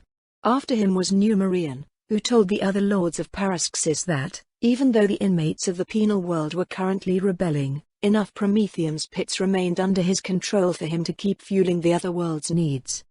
Next came the priests of Paraxis Beta. They still had enough ore in their vaults to keep repairing the fleet's ships if they were to be damaged, and their orbital factories could also produce weapons and tools for the rest of the system. Though some of the lowest tech priests had succumbed to the corruptive touch of the warp, the overlords of the orbital belt were confident that, as beings less of flesh and more of metal, they had not much to fear from the Sea of Souls. Sartan Praetus was the last to speak. He delivered his reports on Paraxis Beta's statute. The garrisons were ready, weapons and ammunition were stocked. But he did have a problem. Corruption is spreading across the ranks. The commissars are doing their best to suppress it, but they are formed to fight cowardice and disobedience, not the taint of the ruinous powers. If I am to keep the army of the immortal emperor in a state where they can fight his enemies, I need your help, Cardinal. Across the table, Acarus nodded and turned to one of his adepts. He spoke lowly to him, listened to the answer, then turned back to the Supreme Commander. We will send you some of our people, Lord Commander. They will teach the ways of the God Emperor to your men, and elevate those who are worthy of it to their own ranks. This way, his glorious teachings shall protect the souls of his servants from the yawning abyss of heresy. Praetus expressed his thanks, and the discussion went on to the countless details that needed to be arranged. A myriad of orders were given, concerning the disposition of the fleet, the supplying schedules, and the patrols that would walk the hive streets. This was the moment Ptolemaeus had foreseen, the one had to seize in order to do his master's bidding. All it took was two single, minuscule changes. He just had to misspell one character, modify one number in his notes, and the deed was done. By the time the notes had been processed and converted into orders, no one would be able to know who had written them. With this, one of the patrols of the PDF would find itself on the other side of the hive compared to where they were supposed to be, and a pile of ammunition that should have been sent to the slums would be kept in the highest levels instead. Amusingly, he still found it difficult to go against years and years of practice and write what he wanted to write instead of what he was dictated to. Old habits, it seemed, truly died hard. Plus 50 days before the Forsaken Sun's planet fall on Paraxis Alpha Plus. Despite the best efforts of Lyco's men, the riots weren't dying down. The streets had been aflame for 10 days now, and every time one of the warp-possessed leaders was brought down and his influence over the crowd released, a new one would rise to take his place. And now, 1,000-strong horde had broken through the Arbit's barricades and was spreading across the hive's upper districts. Maddened by the whispers of chaos cultists and the emanations of the storm, the rioters were killing everyone they found, screaming endless pleas for salvation to entities that no sane mind could possibly conceive. Ahead of the waves of violence and death, another plague was spreading across Paraxis Alpha, one that may very well have even worse results: fear. Utter panic was infecting the wealthy of the capital world, and a massive exodus toward the Palace of Glass on the Moon was starting. And it was being led by no one else than the governor himself. Old Valance's nerves had finally cracked under the pressure. After days of trying to calm down the hysteric masses with speech after speech, he could no longer gather any courage to himself. The death of almost all of his heirs the previous day, when their so-called safe house had turned into a death trap, had been the final straw. Almost 24 of his children, nephews and nieces, as well as their own progeny, had been crushed by the very walls they thought would protect them. The one traumatized grandson that had emerged from the rubble had told that the stones of the manor had moved to kill those who had taken refuge behind them. That had been too much for the old soldier, and now Valandrusian and his closest aides were running toward a requisition shuttle, eager to find solace in the one place that had remained untouched by the madness so far. Truly, terror was a potent poison, able to twist even the most stalwart mind. Of course, the mind-altering drugs Ptolemaeus had mixed with the ink of his reports and the various drinks he had been ordered to go fetch by the insufferable buffoon had certainly helped. Governor Valanche was a liability, a threat to his master's plans for the cause of the Architect of Fate. If he were allowed to live, the warriors in blue would lose the war before it even truly began. The man would join their enemies, and rally the entire planet against them. This, Ptolemaeus had seen, and he had been commanded to act. Obviously, he couldn't just have stabbed him in the middle of the palace. Not only would this have signed his death warrant, it was too crude and simple a ploy for a true devotee of Xeonch. But now, that was a different thing. Valanche wasn't exactly alone, but he had no guards, having slipped away from them so that they wouldn't try to stop his cowardly escape. Not that they would have made any difference in the end, but they would have carried Vox, and while that wouldn't have saved them, It could have troubled Ptolemaeus later. Ptolemaeus hadn't been chosen to be part of the governor's small retinue.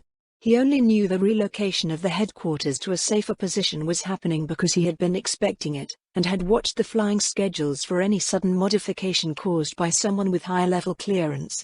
Clearly, Drusian was on his last ropes. It would have been difficult to make his escape any more glaringly obvious to anyone watching. And so here he was, in a hangar that was empty save for the servitors attending to the newly arrived transport.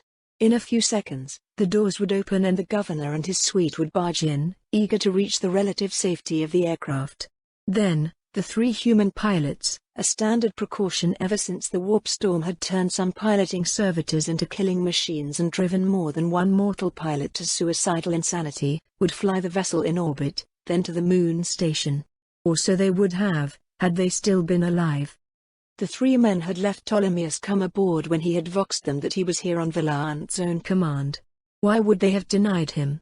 No one but the governor's most trusted agents would have known of the transport's arrival and purpose. He had claimed to be here to deliver a last-minute gift from the governor, under the unspoken implication that this was a bribe to guarantee their loyalty and vox silence. The gift had been real, a box of the finest delicacies in the upper hive, bought at quite a high price with Ptolemaeus' own embezzled coin. What Ptolemaeus hadn't told the pilots was that they were laced with demon blood, and each pastry was covered in minuscule runes, engraved by hand, spelling the blasphemous names of an host of the Changer of Ways children. After leaving the craft, he had remained in the hangar. Hidden in the shadows, he had watched the pilots station with his second sight. Where light couldn't cross the void-sealed plates of reinforced metal, the soul fires of the doomed men were clear, drawing their silhouettes in shapes of white-blue flames. Minutes later, they had burst from within, their very beings consumed by the demons that sought to wear their flesh as a mantle with which to walk the materium for a time. To Ptolemaeus' surprise, one of the pilots didn't vanish, his soul fire instead burning brighter as fear seized him at the sight of his friend's fate.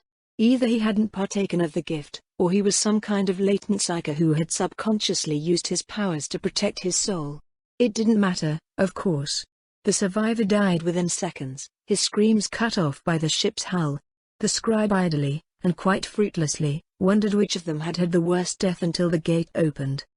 Valant Drusian did not look regal and imposing anymore. His hair was messy, his face pale and haggard, and his robes were torn and dirtied by spots of the spirits he had drunk in abundance over the last weeks. Sorrow, fear and the pressure of an entire world on his shoulders had drained him of his strength, leaving him easy prey to Ptolemaeus' mind-altering substances. His aides looked little better, having all been exposed to the traitor scribe's poison at some point in time. Well, their torments would end soon enough. Having made sure that the governor had entered the transport, Ptolemaeus left the hangar and activated the code he had previously loaded in the control panel. All the hangar's gates shut down immediately, and shrieking alarms began to howl all across the palace. Hurrying his step, Ptolemaeus marched toward the nearest shelter, ready to play his part as a little man rightfully terrified of sirens warning of a demonic incursion upon the palace's grounds. When the cogitators were examined, hours later, they revealed that the alarm had come from the very hangar where the demons had manifested, according to the few psykers who were still alive and relied upon. Later, when the mangled bodies inside had been identified, long after the demons had burned themselves out of the mixed reality of a world trapped in a warp storm, they had found out that they were those of the governor himself and his closest aides. It was claimed, and more or less believed, that they had bravely sealed themselves with the warp-born in order to save the rest of the palace. Already the people in the streets were chanting the dead man's name, paying homage to his sacrifice. The riots were stopping, shame bringing the mobs back to sanity, while the chaos cultists were ruthlessly hunted down by the Arbits and the PDF. Naive, gullible fools, just as Ptolemaeus' master had planned. Plus 10 days before the Forsaken Sun's planetfall on Paraxis Alpha Plus, Ptolemaeus watched as the carrier took off. Within its halls were food rations at destination of the Maleficence's reward. Before it had left, the scribe had walked in right in front of the guards, claiming he had to check that the contents of the ship matched what was marked on the shipping list. Ironically enough, the order was genuine, though it hadn't originally been Ptolemaeus' duty. He had taken it off the hands of another overworked scribe mere minutes ago, acting as if he were doing the man a favor out of commiseration for his exhaustion. Even more amusing, he had actually found a discrepancy, as it turned out that a crate of grok steaks had been forgotten by the loading crew. Of course, his true goal had been an altogether different purpose. While left alone in the cargo halls, he had injected one of the ration packs with a syringe he had kept concealed. The mixture had been brewed by Ptolemaeus on a night when the raging skies had shone with the light of 9 times 9 black stars aligned in a pattern that had driven 12 times 12 men and women insane across Paraxis Alpha. It was made of the tears of young children, dust from the world's biggest graveyard, and a drop of Ptolemaeus' own blood. The ration pack had been in a crate bearing the emblem of the Astra Telepathica, a stylized eye with an eye on it, which meant it would be used to feed the ship's only remaining astropath. The fragile biology of the soul-bound psychers required special nourishment. Ptolemaeus wasn't certain what the ration would do the unfortunate individual who consumed it, but it would undoubtedly be unpleasant. Plus 20 minutes before the Forsaken Sun's planetfall on Paraxis Alpha Plus. When the god of war reached out to the capital of the Paraxis system, Ptolemaeus was on his way through the streets of the hive. His mission was to deliver a report on the global situation to one of Lyco's subordinates, then record the man's own information before bringing it back to the headquarters, where it was to be sent to the colonel, who was visiting another of the hive cities with which they had restored communications. Ordinarily, a simple Vox transmission would have been enough, but in a warp storm, only the most powerful transmitters still worked with any semblance of reliability, the rest only ever received the screams of the damned. There had been no plan, no hidden motive in Ptolemaeus that day. He was simply performing his task, following his part as a scribe primaris. He walked between 2 broken buildings, a few blocks away from the Arbit's outpost that was his destination. Then, without so much as a pulse of warning from his secret senses, Ptolemaeus' world burst apart around him. There was a flash of light so bright he couldn't tell its color, and he fell to his knees, atrocious pain throbbing in his skull. After a few seconds, his vision returned, and he opened his eyes to a vision of hell. The skies burned with a crimson light that was searing at Ptolemaeus' brain like it hated him, of all the souls of Paraxis Alpha, with a special hatred. A bloody star shone in the middle of the firestorms that had replaced the planet's heavens, staring down at the world with a baleful glare that spoke of an eternity of bloodshed and madness. Ptolemaeus did not dare look at it with his second sight. He felt as if his eyes would burst if he tried. This was the end of the world, he thought.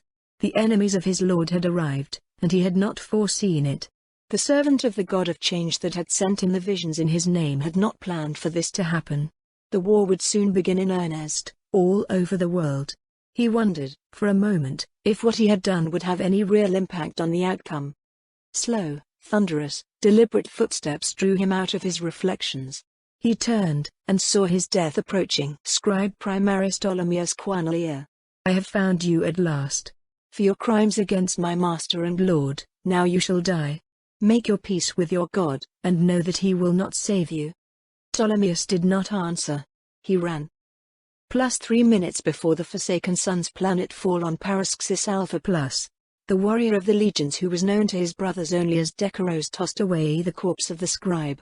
The corruption of the man offended his enhanced senses, even though it was much weaker than in some of his comrades on the Hand of Ruin. But corruption was a thing. This, weakness, where the mortal had abandoned himself to the ruinous powers entirely, was another. Now that the man was dead, the legionary's wrath was leaving him. His rage at the mortal's deeds was gone, leaving him forced to face the truth. He had failed. While some may have said he had accomplished his mission well enough, Decaros knew that it was not enough. He should have done more. He should have done better. Most of all, he shouldn't have had so many of his plans derailed by a single mortal. That burned at his pride, the unthinkable notion that a son of Alpharius could have been outwitted in such a way. The shame was almost unbearable, and only the prospect of prostrating himself his master to ask for forgiveness could seem worse to him. Decaros had been sent to Paraxis Alpha by Lord Archon with a duty. Cast before the rest of the Forsaken Sons by the sorceries of the Coven, he had arrived months before the Hand of Ruin. By some quirk of the warp, he had, in fact, arrived before he had been sent. At the same moment the warp storm had reached the system. The fact that he had been in 2 places at once, pillaging the Mueller system and plotting the Paraxis downfall, was one he had little will to dwell upon, lest it drove him mad. As Apothecary Jacaros had demonstrated, time was not constant where the Sea of Souls was concerned. His task, had said Lord Archon, was to prepare the way for his brothers. He was to be a seed of ruin. he had said, with his dead, knowing smile on his lips. Plans had already been made and dark pacts sealed that would condemn the other worlds of the Paraxis system, but the Hive world's fate remained uncertain. Decaros had not felt much enthusiasm at the Awakened One's methods for the penal and garrison worlds and relished the opportunity to prove the worth of his bloodline's ways once more. And yet, in the end, he alone had failed. Paraxis Beta had fallen to the blows of those of its own defenders who had succumbed to the sirens of the Awakened One's allies in the Empyrean, and even now the inmates of Paraxis Gamma were running rampant through the streets. They were causing the anarchy and confusion that should have been created by him, and would have been if not for the dead scribe's meddling. Decaros still couldn't understand just why had the man done what he had. Had any of his actions been noticed, he would have been executed for treason, and yet he had taken them anyway. And for what? To help the Imperium? He had worn the stench of chaos on him like a shroud. He should have worked to overthrow it just as much as Decaros and his brethren did. And yet, all the actions that Decaros had been able to track back to the scribe had been obstacles to his own purposes. The ammunition caches his cultists had planned to raid had been emptied, their precious content placed elsewhere without any warning. The displacement of 4 platoons of PDF had allowed the Imperials to quell a protest that the legionary had engineered over several days and that was supposed to set the entire Hive district in fire. The death of the governor had made his successor the new planet's ruler, and the boy had been far more effective at it than his coward of a father would have been, preventing the massive exode of elites that Decaros had bet on and could have used to spread further dissent and chaos. How many more such actions had he failed to notice, that would cause harm to the Forsaken Sons in the future? It was possible, of course, that Archon had known Decaros would be opposed. But the legionary doubted it. Though he still wore the colors of his old legion, the son of Alphaeus respected the former commander of the Sons of Horus, yet he did not believe him to be infallible.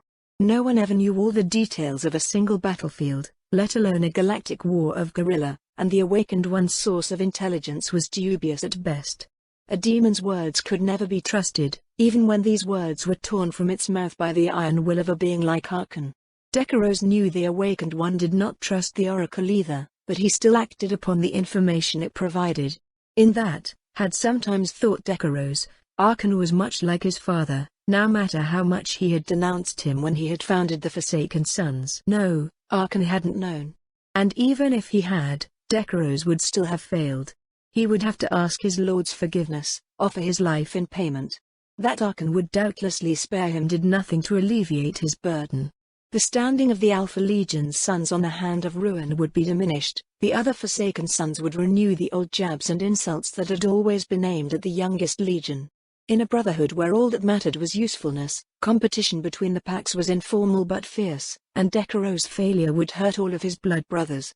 They would have to regain the credit they had lost, and that would mean waiting for another mission, and succeeding. And given his failure, how long would it be before Archon called upon the talents of the 20th Legion again? His Vox's chime stirred him from his bitter thoughts.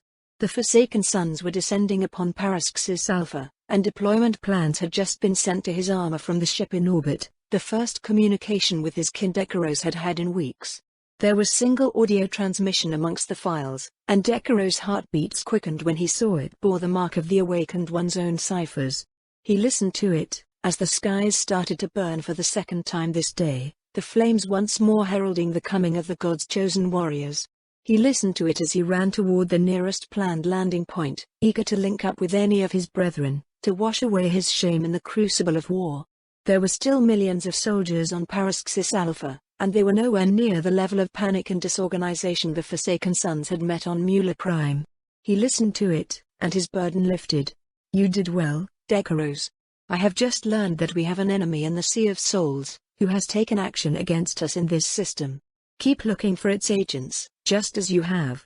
We shall teach it, and all of its kind, that one does not cross the Forsaken Sons, but for now, there is a war to win." Decaros ran, his hearts bursting with anticipation.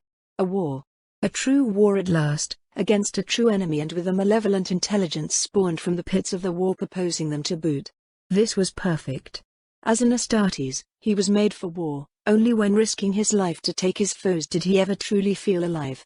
Gone were his doubts and guilt, His lord's words had washed them away and replaced them with a burning anger directed at the demon that dared opposing the Forsaken Sons and had touched the scribe's soul and twisted him into its instrument. No Warpborn would manipulate or oppose the warriors under the Awakened One's command, and those who tried who soon learned to envy Serixithar's fate. He reached the drop pod, saluting a pack of Forsaken Sons whose armor still bore the colors of the 16th Legion. They looked startled to see him. Archon hadn't made his mission a commonly known fact. For a moment, it seemed as if they were going to open fire on him. The Alpha Legion was notorious for its seemingly impossible to understand actions, and Decaros didn't bear any sign marking him as a member of Archon's warband. He held his hands up, and started to explain. He was in the middle of explaining the message he had received from the Awakened One, and the fact that they had more enemies here than it seemed, when the first warning came from the orbit. The traitor Marines listened in stunned, incredulous silence as the other ships started to report the same impossible news. Then the former sons of Horus started to howl their rage and delight at the ever-storming skies, and Decaros couldn't help but add his voice to the choir. The Ultramarines were coming. They called themselves the Sons of Calth, and wore armor of cobalt and jade. In the years that had followed the death of Horus, the foolish legions that had remained loyal to the false emperor had been broken apart, their overall structure annihilated by Guilliman's cowardice and paranoia. Instead of 9 legions capable of crushing any foe arrayed against them, the Imperium was now defended by hundreds of lesser chapters, who answered to the Lords of Terror. Each of them could only gather 1,000 warriors, and was forever under the watch of suspicious mortals, looking for the first sign of treachery. When Serixithar had first shown this to him, Archon had refused to believe it. The very idea of willingly shattering a legion was just unthinkable to the former son of Horus. But the data they had extracted from the cogitators of the Mueller system had confirmed it. The Imperium, it appeared, had repaid the Legionis Astartes that had saved its worthless existence by destroying them, and Robute himself was to blame. To think that the pristine and precious Lord of the Ultramarines would do this to his own legion. The Awakened One could understand the motives of the 13th Primarch. He wanted to avoid another legion realizing the lies of the false emperor at once and turning against him. Yet he was also certain that the Dark Gods had laughed when Guilliman had proposed the idea. When the news had spread across the Hand of Ruin, the Forsaken Sons certainly hadn't tried to hide their hilarity, nor had they succeeded at hiding the anger behind the laughter. Their own legions were breaking down in the Eye of Terror even now, they knew it, and the Loyalists were doing the same to themselves. The irony was bitter indeed. But even a splinter of a legion still carried impressive power, and the Sons of Calth were warriors who shouldn't be underestimated. They hadn't fought at Terra, but the Ultramarines had endured the ruin storm unleashed by Lorga's sons at the betrayal of Calth, and fought against the combined forces of the 12th and 17th Legions. They were no stranger to the killing of other Astartes or the horrors of the warp, and the Sons of Calth were all born of the burned world. They had seen their home die at the hands of traitors, and the hate in their heart was a fire that would never go out. The Lord of the Forsaken Sons could not have hoped for a better foe against which test his reforged warband. On the command deck of the Shield of Honor, Chapter Master Patricus Veros looked at the image of a system at war against madmen and traitors. Reports from 100 Auspex scans and picked feeds were being processed by the battle barge's cogitators and rendered into the hololithic projection he was now studying. The Sons of Calth had hoped to reach the Paraxis system and repair and refuel in its space docks, but it was not to be. Even after enduring the grueling journey through the warp that had taxed even their expert navigators, souls who had survived the ruin storm itself, the Space Marines were still ready to fight the traitors. The third planet of the system was burning in space, defying all laws of physics in a perfect display of the madness of the Empyrean. The second one appeared to have already fallen to the hands of the heretics. The Hive World, however. Shipmaster, bring us in the orbit of Paraxis Alpha, ordered Patricus. There are loyal servants of the Golden Throne in dire need of our help on its ground. Aye, sir. Helmsman, set course to the first planet of the system. All hands, prepare yourself for imminent engagement. Wait. Patricus saw it only a fraction of a second after the shipmaster. The traitor ship, which registered as the Hand of Ruin of the thrice-cursed Sons of Horus, was retreating. Her massive form was leaving the orbit of the planet, leaving one last salvo of drop pods towards the Hive World. Her commanding officer was daring the shield to approach. "What game are you playing, heretic?"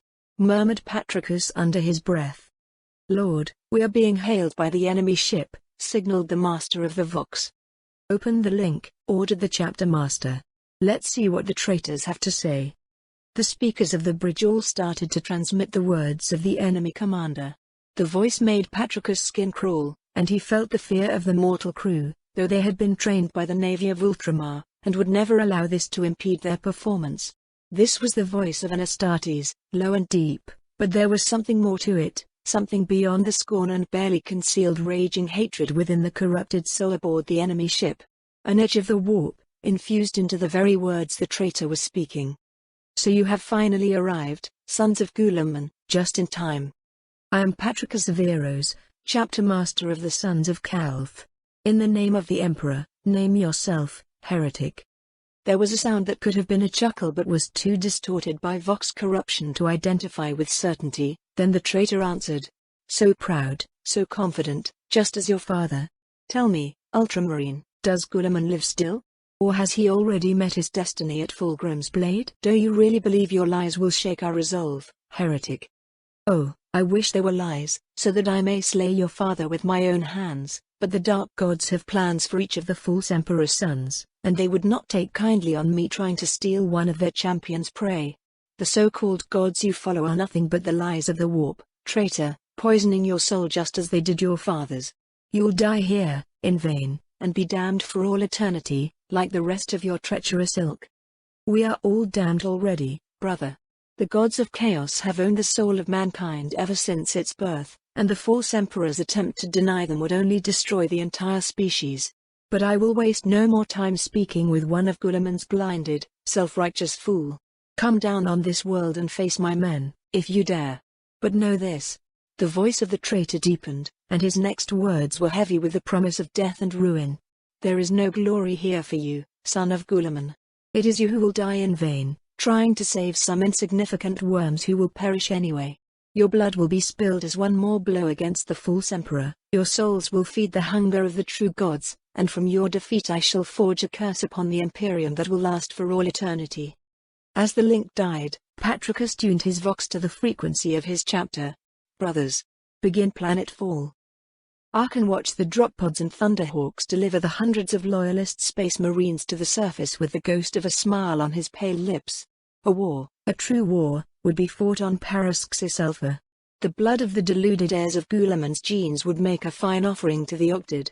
Of course, the Awakened One had not allowed the sons of Calth to descend upon the world unhindered just to see how the Forsaken Sons would fare against them. As always, he had plans within plans, and every conceivable outcome would ultimately benefit his warband.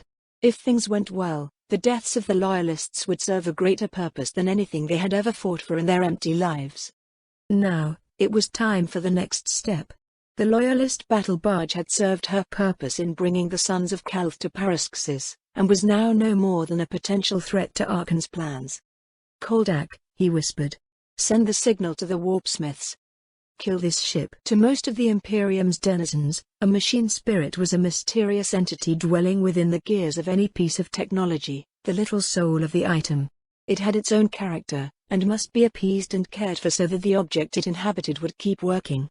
To the tech priests of Mars and the more educated people of mankind's newest and greatest empire, the term referred to something else entirely. A machine spirit was the vat-grown biological components used to bypass the need for artificial intelligences. After the disasters those had caused during the dark age of technology, the cult of the machine had deemed it necessary to place a human component at the heart of all its most elaborate machines. From the cogitators of a hive world's administration, centered around a node of cloned grey matter, to the most holy union of transhuman flesh and machinery that was the Dreadnought, the Mechanicum's greatest works were all born of the union of humanity and metal. The irony wasn't lost on many of the unaugmented population of the Imperium, but rarely spoken aloud in the presence of the machine god's worshippers. Such had been the teachings Zosimus had received during his apprenticeship on the Red Planet. He had learned how to commune with the simple spirits that inhabited most machines, and been warned of the risks of attempting such a thing with a greater intellect. A powerful machine spirit could destroy him utterly, frying his brain through his implants and reducing him to little better than a lobotomized servitor. The machine spirit of a starship was exactly the kind of entity one should never attempt to bond without extensive preparations. Only the most devoted shipmasters and the navigators did it, and the latter only used a limited form of union that allowed them to guide the vessel through the Sea of Souls. The machine spirits of such creations were behemoths, born of 100,000 lesser machines fused together in order to carry mankind across the stars. Those who had been created for war were even more dangerous, their soul tainted by war and forever thirsty for blood. Of course, that was when they were alive. After the events of C 2746 DSS 885, Zosimus standing amongst the other tech marines of the Forsaken Sons had increased. He had learned much from the scions of other legions, and together, they had designed the ritual that would now be performed at the Awakened One's command. They had worked ceaselessly ever since the capture of the 3 Imperial ships to make sure everything was in readiness, and Zosimus believed there was nothing more they could do. At least if they failed, they would all die horrible but quick deaths, and wouldn't have to face Archon's wrath. The 3 captured ships, the Oblivion's Keeper, the Liberation's Price and the Blade of Terror, were drifting in the void around Paraxis Alpha, unpowered and frozen cold. After their capture, their machine spirits had been ritually executed, their biologic components poisoned with debilitating warp substances that had wiped out the former personas of the vessels. Dead to all senses, the ships would only appear as wreckage on the Loyalist scanners, the corpses of the defense fleet, slain from within by the traitors' boarding forces and abandoned. And that was the truth, for now. In the belly of each ship, deep into the most sacred and secured systems, was a group of warpsmiths, the flowery name Archon had bestowed upon their group when he had learned of their gatherings. 4 souls on each ship, accompanied with a dozen of specially modified servitors able to withstand the lack of atmosphere and the freezing bite of the void. 4 souls which had studied the demonic secret arts, ready to perform what was ultimately little more than a summoning ritual, on a far greater scale. Zosimus wasn't certain if anything like this had ever been attempted before. The portions of the Mechanicum that had sided with the Warmaster during the war had experienced with the warp, of course, but only on the scale of cybernetic warriors or war engines. The former tech marine had never heard of the same thing being attempted on a starship, let alone 3 at once. Had they been anywhere but in a warp storm and with the pyre of an entire world burning nearby, it should have required thousands of sacrifices to draw forth a single demon powerful enough to wear a starship as its skin in the material realm. Fortunately, the Forsaken Sons had several powerful sorcerers able to bargain with the creatures of the warp. Though Arsim's services had been required to lit the fire of his colossal demon forge, his brethren had been able to bind into service 3 demons from the Empyrean's depths. Those were beings of unfathomable age and malice, yet lacking any true intelligence. According to the sorcerers, they were quite similar to the beasts that had once lurked in the abyss of the more mundane oceans of old Earth. To Zosimus, the description given by the Coven remembered him more of the great monsters of Olympian myths, banished into eternal darkness at the beginning of time, than of prehistoric giant fish. A fraction of one of those beasts' essence was distilled in a canister that Zosimus was holding in his hands while his suit was connected to the dead systems of the Oblivion's Keeper. He and his 3 brethren were striving to keep the engines barely alive, at the point between dead cold and forever lost. They had done it for hours, and they were all nearing the limit of their mental strength. Of all of them, Zosimus' situation was the worst. The canister in his hands was covered in confinement runes and hexagrams of warding, but despite all these precautions, the former Iron Warrior felt that he would probably have been safer had he been carrying raw plutonium naked. The whispers were even worse than they had been on the demon-forged world, though these ones were at least impossible to understand. A pulse from the Hand of Ruin's command deck drew him out of his dark thoughts. At his command, the servitors lifted the adamantium plate that protected the refrigerated brain of the starship. A cloud of misty fog blocked Zosimus' vision, but he didn't need to see to do what he had to. While the 3 other warpsmiths chanted the modified litanies of awakening, he opened the canister and pressed it straight into the dead soul of the Oblivion's Keeper. The Leviathan had no name, for it had no true sentience that could have need of one. In a realm where time held little meaning, it was nonetheless ancient. It had come into existence in a calmer epoch, before the Sea of Souls had been churning with the never-ending tides of the Great Game. The emotions of a long-dead species had created it, and except for a handful of old stones on a forgotten world, the Leviathan was the only remaining trace of their existence in an uncaring galaxy. For an eternity, The Leviathan had been content to remain in the deepest parts of the Empyrean, simply drifting across its infinity. That had come to an end when a searing, burning light had illuminated the Sea of Souls. The fire had driven it away from its home, and the wounds it had sustained in its flight had erased the last memories of 13,000 souls from existence. The beacon of pain, some of the Leviathan's kin called it in the language of gods and demons, the treacherous light of the anathema. Driven out of its calm hideout and into more agitated seas, the Leviathan had been forced to fight its own kin. Few of the Neverborn could match its power, but vast legions of teeming creatures had almost obliterated it more than once. It could fight enemies of its own size, matching their attacks with its own claws and teeth the size of buildings. Indeed, the beast had grown to enjoy the savage battles between titans of the warp. But it could not protect itself against the hordes of lesser beings that hounded it across the Sea of Souls. After centuries of such battles, and with the beacon of pain still scouring its former domain, the Leviathan was slowly dying. Each part of it that was eaten away by the lesser demons brought it a little closer to fading into oblivion. It had been then that they had arrived. Tiny sparks of light floating in the immensity of the warp, marked by the touch of the primordial annihilator. They had offered the Leviathan a way out, away from the vermin that sought its destruction. In return for its services, they had promised to return it to battles against foes it could fight. The battles would be very different in nature, they had warned, though their attempts at explaining how had been lost on the Leviathan. The beast did not really care. Its instincts, primitive for one of the Neverborn, pushed it to accept the offer in order to survive. The sparks had taken a part of it into the Materium, or rather, into some place halfway between the Sea of Souls and the Materium. And now, that part of it was calling for the rest to follow. The Leviathan's consciousness awoke in absolute blackness. Its senses were cut off, and it couldn't perceive the Sea of Souls all around it as it used to. New senses replaced the ones it had lost, utterly alien to it, yet growing more and more familiar with each passing second, time itself a new concept to the Leviathan. Sending tendrils of its consciousness across its new body, the Leviathan felt the remnants of an old, dead soul. Seeking to understand more of its new condition, it devoured the lingering memories.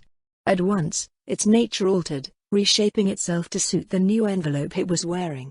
Notions and images flowed into the Leviathan's mind, the caress of the void on its hull skin, the pulse of its cannons flaring, sending their death to its foes. As the mastery of the Leviathan over its new senses asserted, it detected the presence of its prey and packmates. Two more creatures like him drifted in the emptiness of space, awakening to their new forms like it just had. The systems of the Oblivion's keeper flickered to life as warp fire coursed through them, and the demon within them roared its hunger at the Shield of Honor. The roar was picked up by its two kindred, the Liberation's Price and the Blade of Terror, and the trio of possessed ships began to approach their prey. 1 moment ago, Patroclus had been listening to the reports of the squads on the surface and preparing to coordinate a planet-wide campaign. Now, he was watching in mute horror as 3 ships that by all rights should be dead came to life once more. Unnatural energies coalesced from the warp storm and poured over their hull, reshaping it into a vision of nightmare, halfway between mechanical perfection and biological abomination. Even though he was no psyker and still thousands of kilometers away from the closest one, the chapter master could feel the malice, the wrongness of these engines with his very soul. He had felt this before, on the killing fields of Calth. He and the broken companies he had gathered had fought against the horrors unleashed by the treacherous word-bearers. They had faced abominations from the warp, pulled into reality by blasphemous rituals and bound to the very flesh of Lorga's fanatics. But he had never thought, even in his darkest nightmares, that such a thing could be accomplished with an entire spaceship as the demon host. He had been aboard traitor ships before, and witnessed the corruption and unholy combinations of flesh and metal that some of them used, but this was blasphemy against the machine god on an unprecedented scale, save perhaps for the titans of the legios that had turned traitor in the Martian schism. If the Adeptus Mechanicus ever heard of this, they would hunt down these self-proclaimed Forsaken Sons without any mercy. Of course, for that to happen, the Sons of Calth would first need to warn the cult of Mars, and thus escape this trap alive. The deck of the Shield of Honor was filled with the sounds of the proximity alarms and incoming warnings. The trio of demon ships, Patroclus refused to call these monstrosities spaceships, even if only in his mind, such was the heresy of their mere existence, had opened fire on them. The shots were wild and poorly aimed, but the enemies were too close for none of the torpedoes and lances to hit. The Shield of Honor shook as she was hit, tossing several crew members to the deck's floor and starting new alarms. "Damage report," ordered Patricus to no one in particular. "Our shields rose just in time to protect us, sir," one of the officers informed him. "They are holding, strain at 28%. That was good for now, but it didn't bode well for the next part of the battle. If they took another volley, or if the Sons of Horus ship acted, tell me what the Hand of Ruin is doing," he urged. "She isn't moving, sir, she is staying out of range. Look like the traitors are sitting this one out." "Good. Now get me a firing solution. I want these abominations blown out of the void." The Leviathan had a name, now. It echoed through its new body, the last whisper of a dying spirit clinging to its identity even as it was being consumed. The name had belonged to that spirit, but the Leviathan now claimed it as its own, just as it had claimed the spirit's frame of steel and death. With the name came an identity, and for a Neverborn, identity was power. Now the Leviathan was the Oblivion's keeper, and it was hungry. The souls hiding behind the hull skin of its enemy called to it with the unbearable sweetness of courage and duty, strength and honor. The keeper wanted to rip the ship apart, to expose the fragile soul sparks within to the cold of the void, and feed upon them when their flesh died. It wanted it like it had never wanted anything else in its eternity of existence. The 4 soul sparks within the Leviathan's own body were providing it direction, helping the overworldly intellect understand the capabilities of its new envelope. They were restraining it, channeling its energy toward an objective: destroy the prey enemy. The Leviathan's packmates were fighting alongside it, all 3 of them eager to be the one to claim the kill.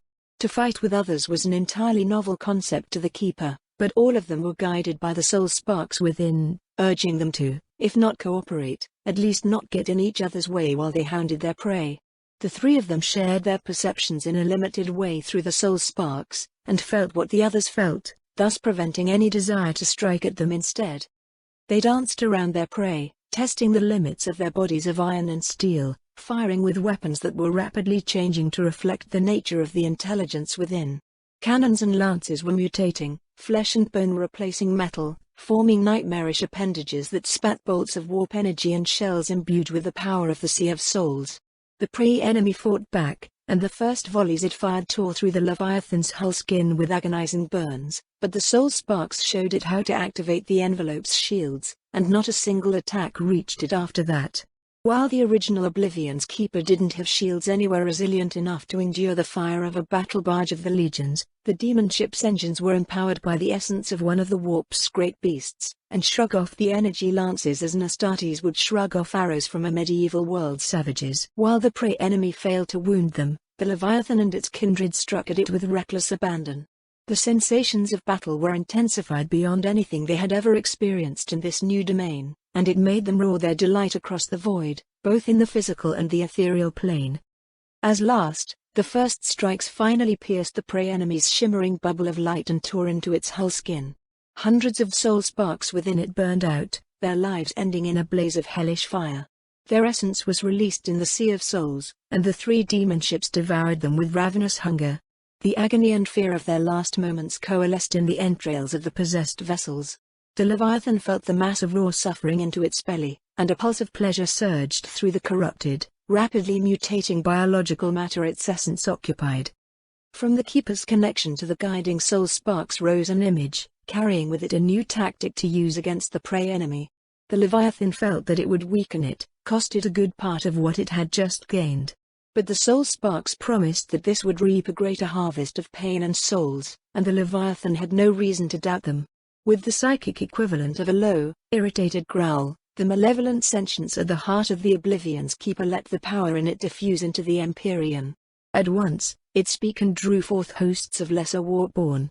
The creatures entered half-reality behind the Leviathan's hull skin, and their shrieks of rage and desire to kill irked the great beast's consciousness. Still firing at the prey enemy, it opened the holes in its hull skin, and let the demons out in the void. The Shield of Honor was a battle barge of the legionary Astartes. She had first sailed the stars a century ago, after being brought into existence by one of Ultramar's many spaceports. At that time, The Great Crusade was still at its peak, and the Emperor's dream not yet murdered by the hand of his faithless son. The ship had been at the orbit of Calth when the treachery of the word-bearers had been revealed, and had fought loyally during the heresy and the great scouring that had followed. When the second founding had been declared, Chapter Master Veronal had chosen her to be the flagship of the Sons of Calth. When the warp storm had hit, she had been the only vessel able to cross it, forcing the Space Marines to abandon the rest of their fleet. Even without her complement of Space Marines aboard, the battle barge was still a powerful vessel. Her batteries were death incarnate, powerful enough to raise entire cities from orbit. Her shields could endure enough punishment to reduce a dozen lesser ships to scrap without faltering. Her captain had fought in the most desperate void battle ever fought in Imperial history, and had led her during the hunt for the traitor's armada after the fall of Horus at Terra. Between the moment the demon ships awoke and the Shield of Honor's death cry, less than 30 minutes had passed. She died as a final few drop pods and evacuation transports fled from her burning wreckage, seeking a fleeting salvation on the planet below. Her death had come, at last, after decades of faithful service. Her shields had failed 17 minutes after the engagement's beginning, but not because of the relentless assault they were enduring. They had failed when the engines of the battle barge had been torn from within. When the three demons had incarnated themselves into the dead ships, thousands upon thousands of lesser never-born had followed them into reality.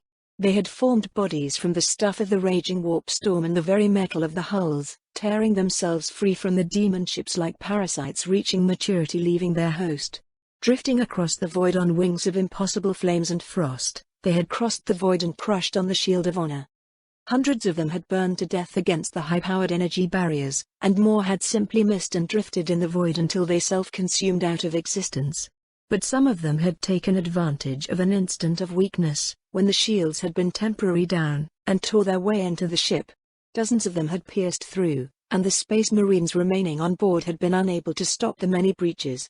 The death blow had come when, more than luck than design, the demons had been able to overrun the shield generator and wreck it beyond repair before being destroyed by the Sons of Calth's kill teams. With heavy heart, the Chapter Master had ordered the abandon of the ship, sending his last warriors to fight a war they could win rather than die in the void with him. Out of the tens of thousands of crew, only a few thousands made it to the evacuation crafts before the Shield of Honor died. Those who were still aboard when the life support went offline died quickly, frozen to death by the cold spreading through 100 wounds torn into the hull by the demon ship's cannons. Patroclus himself stayed on the bridge until the end, ready to die with his ship, as honor demanded. His designated successor was already on the surface. The Sons of Calth would go on without him. The only regret of the Chapter Master was that he had failed to inflict any real damage at the monstrous ships. The bridge was in flames, the temperature high even within his void-sealed armor. The last servitors plugged to the controls were long dead, their flesh melted away by the raging inferno. Patroclus' armor was directly connected to the Shield of Honor's systems, allowing the Chapter Master to see the death of his ship through her own eyes. Just before the machine spirit of the battle barge died, however, he was able to catch something on the auspex that made his blood run cold as he understood its meaning. Two Imperial ships, registering as the Pride of Sol and the Herald of Vindication, were engaging the Hand of Ruin. Hidden away at the system's edge, they had left their shelter to try to join the Astartes vessel and reclaim the skies of Paraxis Alpha. It wasn't difficult to imagine the two captains' thoughts when they had seen the three demon ships awaken. At such a desecration of their former comrades, they had wanted to help the shield, only to cross the path of the Hand of Ruin. Facing the overwhelming firepower of the traitor ship, they had not been able to get away, let alone reach the Shield of Honor in time. The Sons of Calth's flagship had been used as bait to lure loyal servants of the Golden Throne to their deaths. That realization left a foul taste in his mouth, and Patroclus spat a string of curses that would have made his noble mother on Macridge faint. Then the flames reached him, and all went dark. Koldak turned from the images of the wreckage of two ships, and faced his master. "Kills confirmed, my lord." Arkan nodded absently. Already, the shipmaster could see his attention was directed elsewhere, toward the battles yet to come in the coming war for Paraxis Alpha. "Good. My congratulations to the crew. Open a channel to the warpsmiths, please." The communication was garbled with parasites and what sounded disturbingly similar to screaming, but the words of warpsmith Zosimus could still be understood. Even though his vocal cords had been replaced by augmetic mechanisms, the strain in his voice was obvious, expressing itself in further parasites and sudden pitch changes. This was no surprise. Koldak still couldn't believe the group of tech marines had managed to pull that thing off. In mere moments, they had added 3 ships to the fleet under the Awakened One's command, and destroyed an Astartes battle barge. The pressure that would have put on the warpsmith's inner systems was probably beyond anything any tech priest would have been able to survive. Only thanks to both their augments and Astartes' physiology had the Forsaken Sons survived the ordeal. "Lord Archon," said the former Iron Warrior, "our mission is accomplished. The ships have been awakened, and the Loyalist vessel burns in the void." "I can see that, Zosimus," answered the Awakened One. "How are you and your brothers feeling?" "Exhausted, Lord. But the demon ships can do without us now, though it would best if one of us remained bound to them at all time. Their consciousness is quite unpredictable. Until we can acquire suitable replacements from the slaveholds of the Hand of Ruin or the planet, you will have to do that. But do not worry, I don't intend to waste the warpsmith's talents by using them as simple pilots, even if for such ships. My lord, guiding the demon ships' minds is not an easy task. It would require a tech priest of considerable skill simply to survive the linking procedure, and he would have to be trained in the dark arts to be able to do his duty. I doubt such an individual exists in this system, except for those we brought with us. Skills and secrets can be taught, Zosimus, whether the student wishes it or not. I promise you, you will not have to wait long. Your skills will be of use to us in the war for Paraxis Alpha. Surely the Ultramarines' bastard progeny will not be able to resist us for long? Oh, I think they will surprise you, Zosimus. The 13th Legion has always been able to thrive in desperate situations. Corphaeron and Erebus forget it at Calth to their cost, and I do not intend to do the same mistake as these treacherous snakes. No, Zosimus, there will be a war for Paraxis. A long war. On the ground of Paraxis Alpha, surrounded by his command squad and the few hundred human soldiers they had been able to rally in the confusion, a son of Calth looked at the sky. In the middle of the warp storm's madness, first Captain Menelaus Chiron, now Chapter Master, watched the death of the Shield of Honor unfold. He had heard the last transmission of Patricus when he had given the order to abandon the ship. In all the years he had fought alongside the man, never before had he heard such, not fear, no, not that. Never that again. Not after the horrors of Calth. But, sorrow? That wasn't it either. Rage? Well, of course there had been rage, but relief. That was it, thought Menelaus. The previous chapter master had been relieved to give that order, to save a few more lives before leaving the mortal coil. But there had been more, and Menelaus had known the man well enough to guess what his final thoughts might have been. Patricus had also been relieved that his time was over, that he would no longer have to live and fight in a galaxy where all the ideals he had waged war for had been slain by traitors' blades. Even though the Imperium had endured the Horus heresy, it had changed so much in the process that almost nothing remained of what they had built. Even the legions had changed, and while Menelaus would never question his Primarch's decision to enforce the Codex Astartes, he still missed the sense of unity, of strength and purpose there was to be found in a legion. He also felt a strange emotion whenever he thought of the Space Marines who had been induced in the Adeptus Astartes after the second founding. These warriors had never known the time of the legions, and they never would. Menelaus refocused on the present. In an explosion that momentarily pushed away the raging tides of the warp, he could see what could very well be the end of the entire chapter of the Sons of Calth. The gene seed aboard the Shield of Honor were lost, and their only way out of this world as well. None of that mattered. They were traitors to fight, and a world to save. That was enough, that was all they would ever need. They would purge this world and hold it until the storm passed and a call could be sent to the rest of the Imperium, to the world fortress of the Sons of Calth. A fine theoretical. Now, he had to find a way to turn it into a practical, to save the people of this world from the depredations of the Chaos Marines already on its soil. He also had another duty, one he hadn't had until a few minutes ago, avenge his fallen master. Archon, he whispered while the mark of Patricus passing vanished. The name of the heretic was foul in his mouth, his Betch's gland generating a goblet of acid he forced himself to swallow. I will kill you. For a timeless eternity, he had drifted into an ocean of blood. He could taste its copper on his tongue, feel it filling his 3 lungs and drenching his bare skin.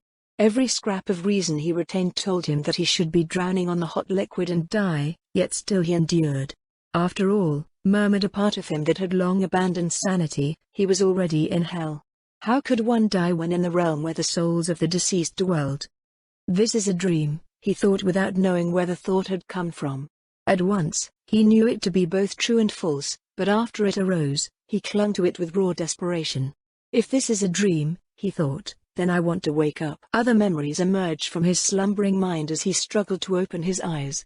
A woman, holding him in her arms and singing without sound to bring him to sleep. A giant in red armor, looking down at him, his mask of gold and ruby like the judging mask of an ancient king. Himself a giant, staring at the distant silhouette of a one-eyed crimson demigod, awe and pride filling his chest. Then the tone of the visions changed as the claws of an entity born of the hatred of 10 million souls pierced into his brain.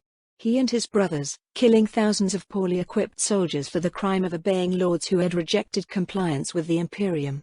A city of knowledge and illumination burning while he fought against his own kin, releasing his darker powers in desperate fury.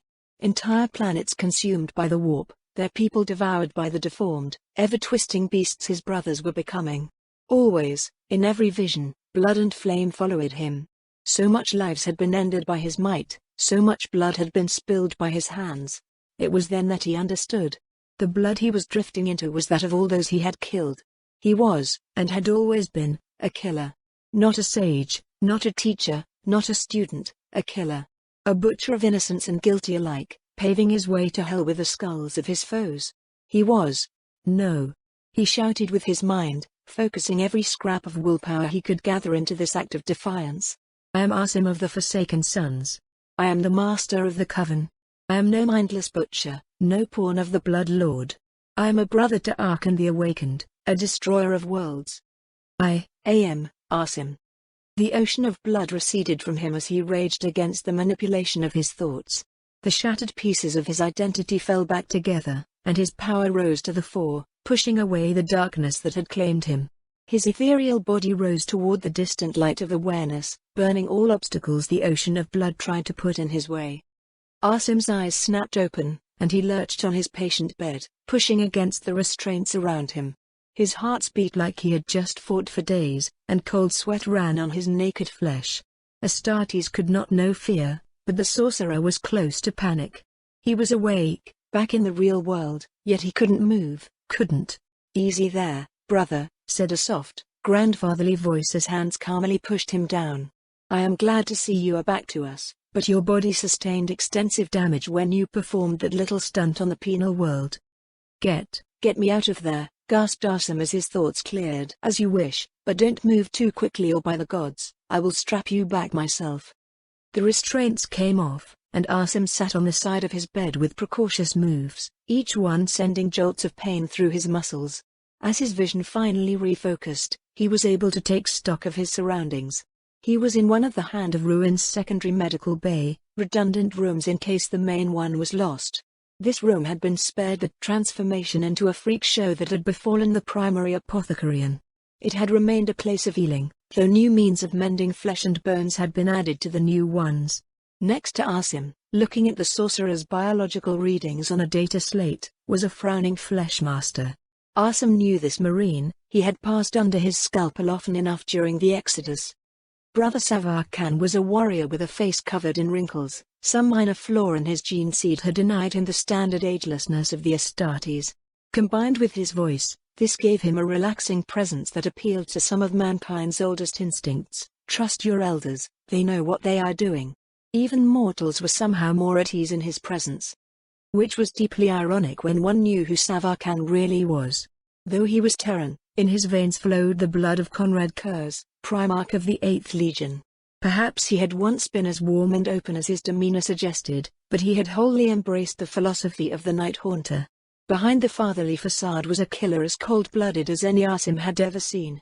Savar Khan had killed dozens of loyalists at Istvan V, fought demons alone during the Exodus to protect the lives of his patients, and let tens of children die while he tested them for gene seed compatibility on Mula Prime. As he looked at the man who had treated his injuries, Asim suddenly realized that he was seeing the Fleshmaster with his naked eyes. For the first time since the beginning of the Warp Storm, He wasn't wearing his psychic hood. Before he could slip back into panic, however, his psychic sense indicated him that the Empyrean was remarkably calm around him. Still, he had to ask, "Who took my armor off?" "I did, with some help from the servitors. But don't worry about your defenseless mind," said Savar Khan, gesturing at the floor of the room. The metal was covered in warding sigils and runes of power. Asim recognized one of the Coven's designs for keeping the Neverborn at bay. He had put a similar one around the Oracle's chamber. The symbols were potent, and he should have been safe while his body was recovering. Then where had the dreams come from? "I had one of your colleagues in the Coven install these for me," explained Savar Khan. "It seemed that it might be useful after what happened to some of our wounded during the Exodus. I never thought you would be the first one to put them to the test, though." "So? Do you feel anything in your head that doesn't belong there?" The tone of the question was light, but there an edge of steel behind the humor. Asim had no doubt at all that the Fleshmaster would put a bolt in his skull the moment he thought the sorcerer was possessed, leader of the Coven or not. This, of course, begat the question, was Asim possessed? He looked inward with his second sight, scanning his soul for signs of demonic influence. For a second, he didn't recognize what he was seeing. His soul had been scarred by the magnitude of the power he had wielded on Parasksis Gamma, and badly so. Memories were fragmented, circuits of arcane power were torn apart, and thinking shortcuts had been utterly destroyed. It would take him months, perhaps years before he could repair all the damage he had inflicted upon himself in service of Archon. But despite the damage, he saw no trace of demonic presence. That made no sense. After what he had done, he should bear some lingering trace of the scions of the blood god he had bargained with, at the very least. Had his bond to Archon protected him, or was it because he already belonged to another god as part of Magnus' foolish bargain? "I don't think so," he finally answered. "Where is my armor?" "In there," said Savar Khan, nodding toward one of the room's crates. "But you really should rest more. The war is ongoing, but you are not fit for combat.